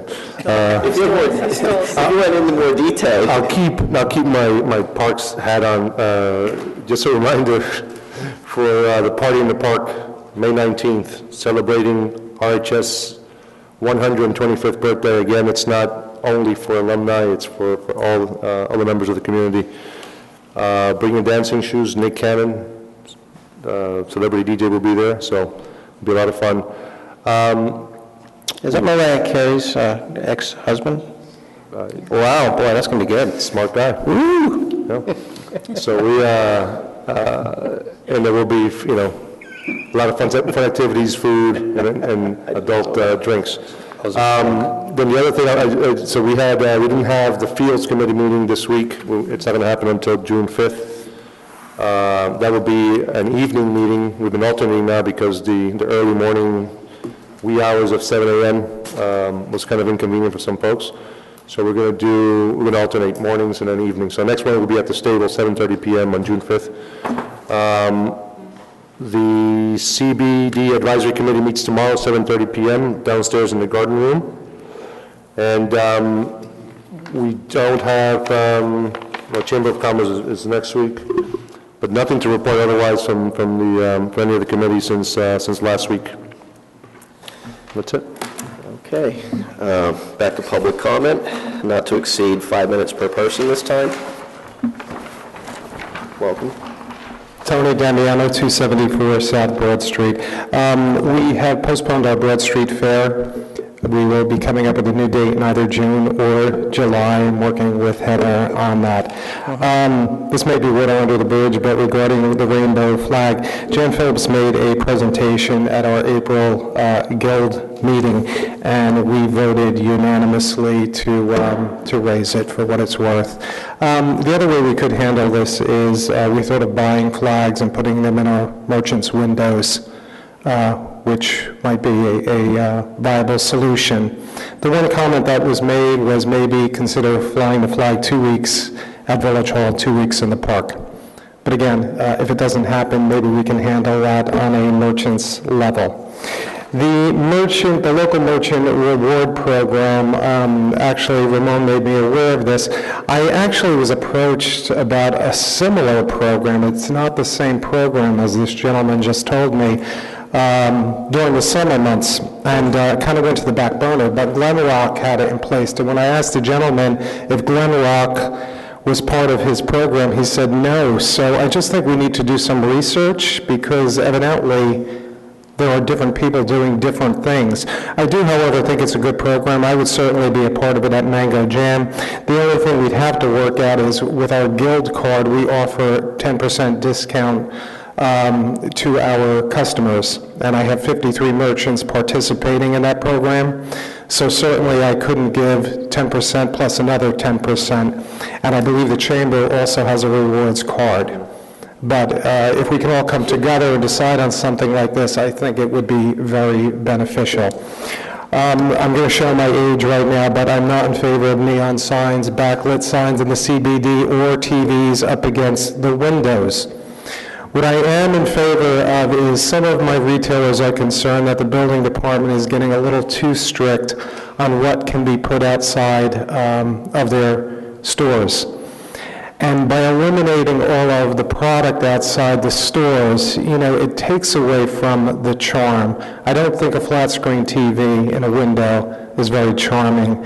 However, when the stores do embellish their facades with some product, I do think it adds to the charm of the village. It entices customers to come in. Of course, it is a fine line. I mean, we don't want racks of clothing outside. But I did have a couple retailers approach me saying, look, I'm getting fined. One woman actually went to court. She was given a citation. And I kind of disagree with that ruling. It does add to the charm of the village. Greenbaum's Interiors wanted to do a tent sale, and I think it's a privilege to have a well-established business like Greenbaum's as part of the Ridgewood community. They are not in the CBD, they are not in the historic district. In fact, they're almost in Ho-Hocus, they're on Route 17, and they were denied doing a tent sale. Again, I don't think something like that is offensive if it's not downtown, and it's certainly far away from the historic district. I was happy to see the parking garage discussed this evening, but I have to say I was a little disappointed in the design. It looked like a parking garage, and I guess that's what you get for prefab. I thought the Desmond design was right on target, and I also didn't understand, if I remember my numbers correctly, wasn't their footprint 8 million also? 12.3 million. It wasn't. I thought it was 8, 9, 10, and 11. Four stories, 5 levels of parking is 12.3 million. All right. I do think the design needs to be worked on a little bit. I thought it was just too prefab. Okay. As do we, because if you remember, even with Desmond, what was originally proposed in drawings and renderings was not what was the subject of the referendum. It was actually completely different. So this is basically a starting point. It was really basic, so we could start the conversation. We could get it out there in the community, because sometimes it takes a long time to disseminate these things. So people know we're talking about it now. we'll gather all the input that we can, and we're definitely going to improve the look. What you saw today is not what will be built there. It will be improved. Yeah, and I'm glad the conversation has begun. Again, I hope it doesn't take years to get it going. But again, it does have to be correct. So, Tony, you don't want to talk about the film festival? Come on. I would have to have it for the film festival, yes. The music festival, but I know that's not going to happen. Thank you. Thank you.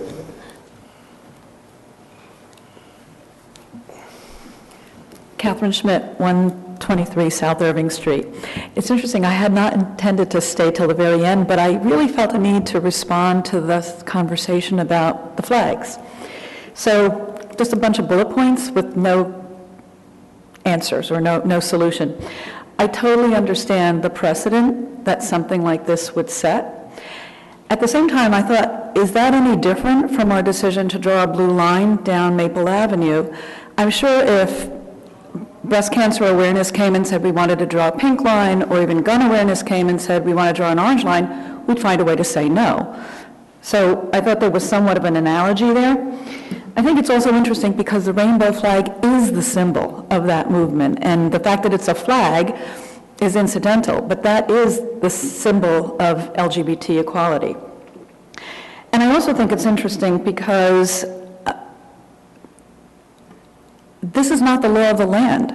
There is no protections for LGBT colleagues from being fired for being gay. In fact, 30 states have absolutely no protection for this. So it is political in some sense, and it is a different kind of statement than reinforcing something that the nation overall already accepts. So I do hope we find a way to address this and work something out. And it may be that this is something where we need to be a little bit more clear and a little bit more obvious about our support for inclusion. It may be naive, but I do feel that the more municipalities step up and say we support inclusion, then perhaps you might get more states to stand up and say we support inclusion. And maybe then at some point they will pass the Employment Non-Discrimination Act, which was just recently reintroduced, but is probably going to be voted down again. So I think this is a little bit different from some of the other celebrations, and I hope that we'll find a way to make that statement very clear and very obvious. Thank you. Thank you.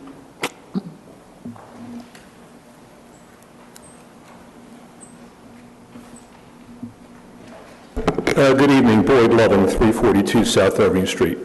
I am a firm believer that the parking garage is not going to pay for itself. So I'm very happy to learn that 12.3 million is now 8 million, although the 8 million is about to rise a little bit more with some design changes. But I don't think parking revenues are only going to pay for that garage. I think the taxpayers are going to wind up paying a portion of it in the end. So I am happy that the prices come down a little bit, even though it's likely to go up from the 8. So that's the good news. I don't know how many of you noticed it, though, when you were watching the screen and watching the drone fly over. Did you see all the empty parking spaces? So there is still a question in at least my mind as to whether or not this is needed. I know there's been a lot of controversy on social media, people saying, well, when you look and you see the number of open parking spaces, that's not at the busiest times. But still, I don't know when they were flying this drone, on what day of the week they were flying the drone, on what time of day they were flying the drone, but it was quite apparent that there are a number of empty spaces in that lot and a number of empty spaces on the street. So again, I would ask the council to do its due diligence and to make sure that this is needed before we put up something that is not used to its maximum potential. The other comment I'd like to make about the garage is Councilman Voigt pointed out the cost per space, and I believe he pegged it at about $33,000. However, how many spaces are on that lot now?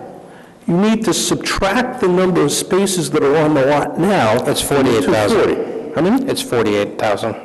When you subtract that number, it's 48,000 per space. Yeah. Per space. Yes. So there are spaces there now. So actually, you're not building 240 spaces. You're building less. Mm-hmm. So the cost per space increases when you take a look at the number of spaces that are currently on the site. Mm-hmm. So again, when you're taking a look at this from the financial perspective, realize that we've got spaces there now. I know there was some talk about reconfiguring the lot to add more spaces to the lot, closing off some of the entrances and exits, and making more spaces, so, I don't know.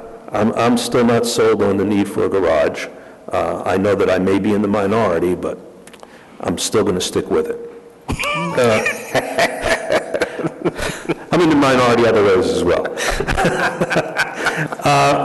Good news about the grade numbers, but as I pointed out to the deputy mayor and to Councilman Hache, I do not believe that those numbers include out-of-town residents. So I believe the total is probably more than 888.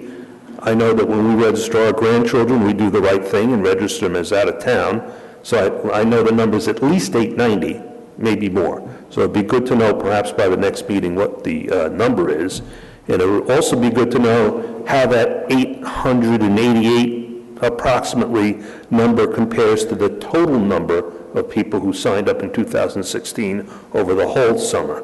Are we approaching the total number of signups, or are we, 10% of the total number of signups? How are we looking in terms of it overall? Thank you very much. Thank you.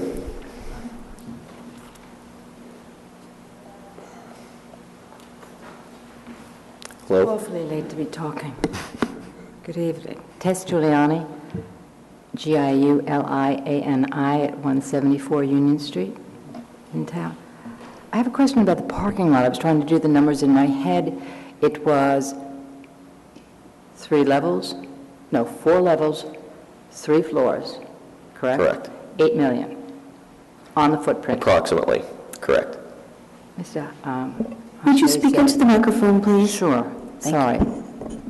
I believe you said the competition was 31% more? Mm-hmm. That's 10,480,000? No, that's the lowest estimate on the rework that we were doing with the competition. With the competition, right. But that is the rework to a parking lot on the same footprint that would be 4 levels, 3 floors, 4 levels. And you just said it was 2.5 million, 12.5 million? 12.3. That wasn't that. We're not talking apples to apples. That was what I was talking about, was the garage that was subject to the referendum. Remember in June when everyone voted whether or not they wanted to build? But that's not apples to apples. Right now, apples to apples is 8 million for the one. I'm so sorry, but I really am tired. I don't know how you folks stay with it this long. So it's 8 million versus 10,480,000. The 350 garage, which was the subject of the referendum last year, was the 12.5. When we went back to look at a design that fits. Okay, and that's what I understand. Actually, I think it was I went back too far. It was 325. Yes. Right.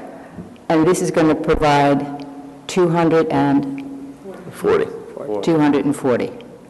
And it came to 3940 feet, and the competition was at 44 feet, and this one didn't have a roof on the turret, but the last one did. I would like to say that, by the way, I work in this field of construction.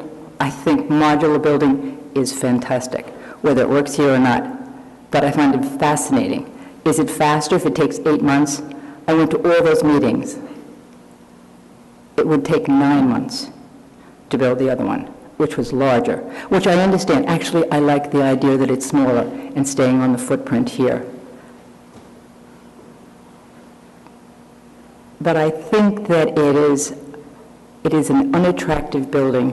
I think that the fact that this gentleman said, I have seen what the previous designer did, and it's magnificent. I'm so happy you said it, because there are a group of people here in town who made terrible comments about a wonderful design. So to see an expert say that is a magnificent design, I was very happy to hear it. Okay, thank you. Thank you. Any other comments? Just to add, just because there are some topics, go ahead. Hello, Michael Wellick here, 250 Hope Street. Cottage Place, The CBD parking, it's a dear subject to me. I think it was a great idea. I think it's still a great idea. Unfortunately, the reality is that every time I go there, I found 10 cars, and probably 2 of them have a CBD sticker on the window. I think it's time. The Chamber of Commerce tried very hard. I think the Guild tried to communicate with the merchants of the existence of this parking and you know, the concept of having the employees park in there. I think it's time for the town to find a way to communicate, educate, and maybe even enforce a little bit this concept. I do have a business in town, a Mediterranean restaurant, and I'm ashamed to accept in here that my colleagues are very, I don't know, slow for lack of a better word, understanding that the whole concept of having your employees parking on the designated area, it's a concept that should help you, because at the end of the day, it just frees the spaces for your customers. It's sad to realize that so many of my colleagues do not comprehend this. And we reach a point where, as I said, I think we tried everything in a nice way. I think at this point, it's still nice to communicate, educate, as I said, but maybe there's a way to communicate in a little bit more enforcing way, stronger way, and inform the business owners that, you know, for years they've been just complaining that it's nothing there for them. Now it is, but they decided to ignore it. So I guess that's my point. I don't understand the legality of it, but if it's anything there that can be used in order to, I guess, stimulate the business owners to be a little bit more, to cooperate and work with their employees. And I mean, in my case, I just purchase 3 of them and just give them to my staff. It's only $20 per year, for God's sake. All right, thank you very much. Thank you. Any other comments? Okay, seeing none, I would just like to address 2 points. If we could find out, I know those numbers are available, so if we could get the grade numbers separated out. And I have it written down. Okay, I'll good. get that for you. And Before the next meeting. thank you, Heather. And the drone was flown on a Tuesday morning at, I believe, 10 or 10:30. So not the busiest time in Central Business District. Actually, not that you could see it, but if you saw, there's a bunch of people that look very small on that lot. Some look even smaller. That was me and my kids, so it was spring recess. It was a very slow time. Just wanted to add a little bit, because there was some comment made about the cost per space. Looking at it from an incremental cost per incremental spot, again, still below what was previously proposed, which had a 50 handle per space previously, and now we're in the 40s. Just one thing, because there were a lot of numbers and different versions, and maybe we went back too far and not forward enough. The 13 million that you were referring to was for a 350 space garage. That's what was voted down. 325. 325. Yes. And then what we have then looked at, since that didn't work, was a smaller version with the same builder that fit on the lot. The lowest estimate we got was 10.5 for 240 spaces. We're now looking at 8 million at the high end of the preliminary for 240 spaces. And that's why I posed the question. If we wanted to make this thing look absolutely beautiful or magnificent, as he stated, we're looking at going from 8 million to 8.6. Again, if I can realize a $2 million, close to 25% savings for getting the same amount of spaces, I think it's a worthwhile venture to explore. And again, it's a beginning point, so the building will eventually look different based on community input, our input, everybody else's input. We just wanted to start the conversation and basically get the dimensions out there so people know how many spaces you're going to get, basically what it's going to look like, and the height and it's measurements cost us like that. zero to get Correct. to any of this point, not $500,000 later. All right. Resolution to go into close. Be resolved by the Village Council of the Village of Ridgewood that the Village Council meet in closed session on May 3rd, 2017 at 7:30 p.m. or as soon thereafter as the matter on the agenda can be reached, and that said closed session be held in the caucus room on the 4th floor of Ridgewood Village Hall, 131 North Maple Avenue, Ridgewood, New Jersey. Be further resolved that the matters to be discussed in closed session are limited to legal matters to include color litigation in Valley Hospital, personnel issues to include appointments to boards and committees, and appointments of professionals, and personnel contract negotiations to include blue collar, white collar, and supervisory unions. These matters are allowable under NJSA 10:4-12 at SEC. And further resolved that the minutes of this meeting shall be made available to the general public when such matters have been deemed completed by resolution of the Village Council. Have a motion? Motion. Second? Second. All in favor? Aye. Anyone opposed? Good night, everyone. Thanks.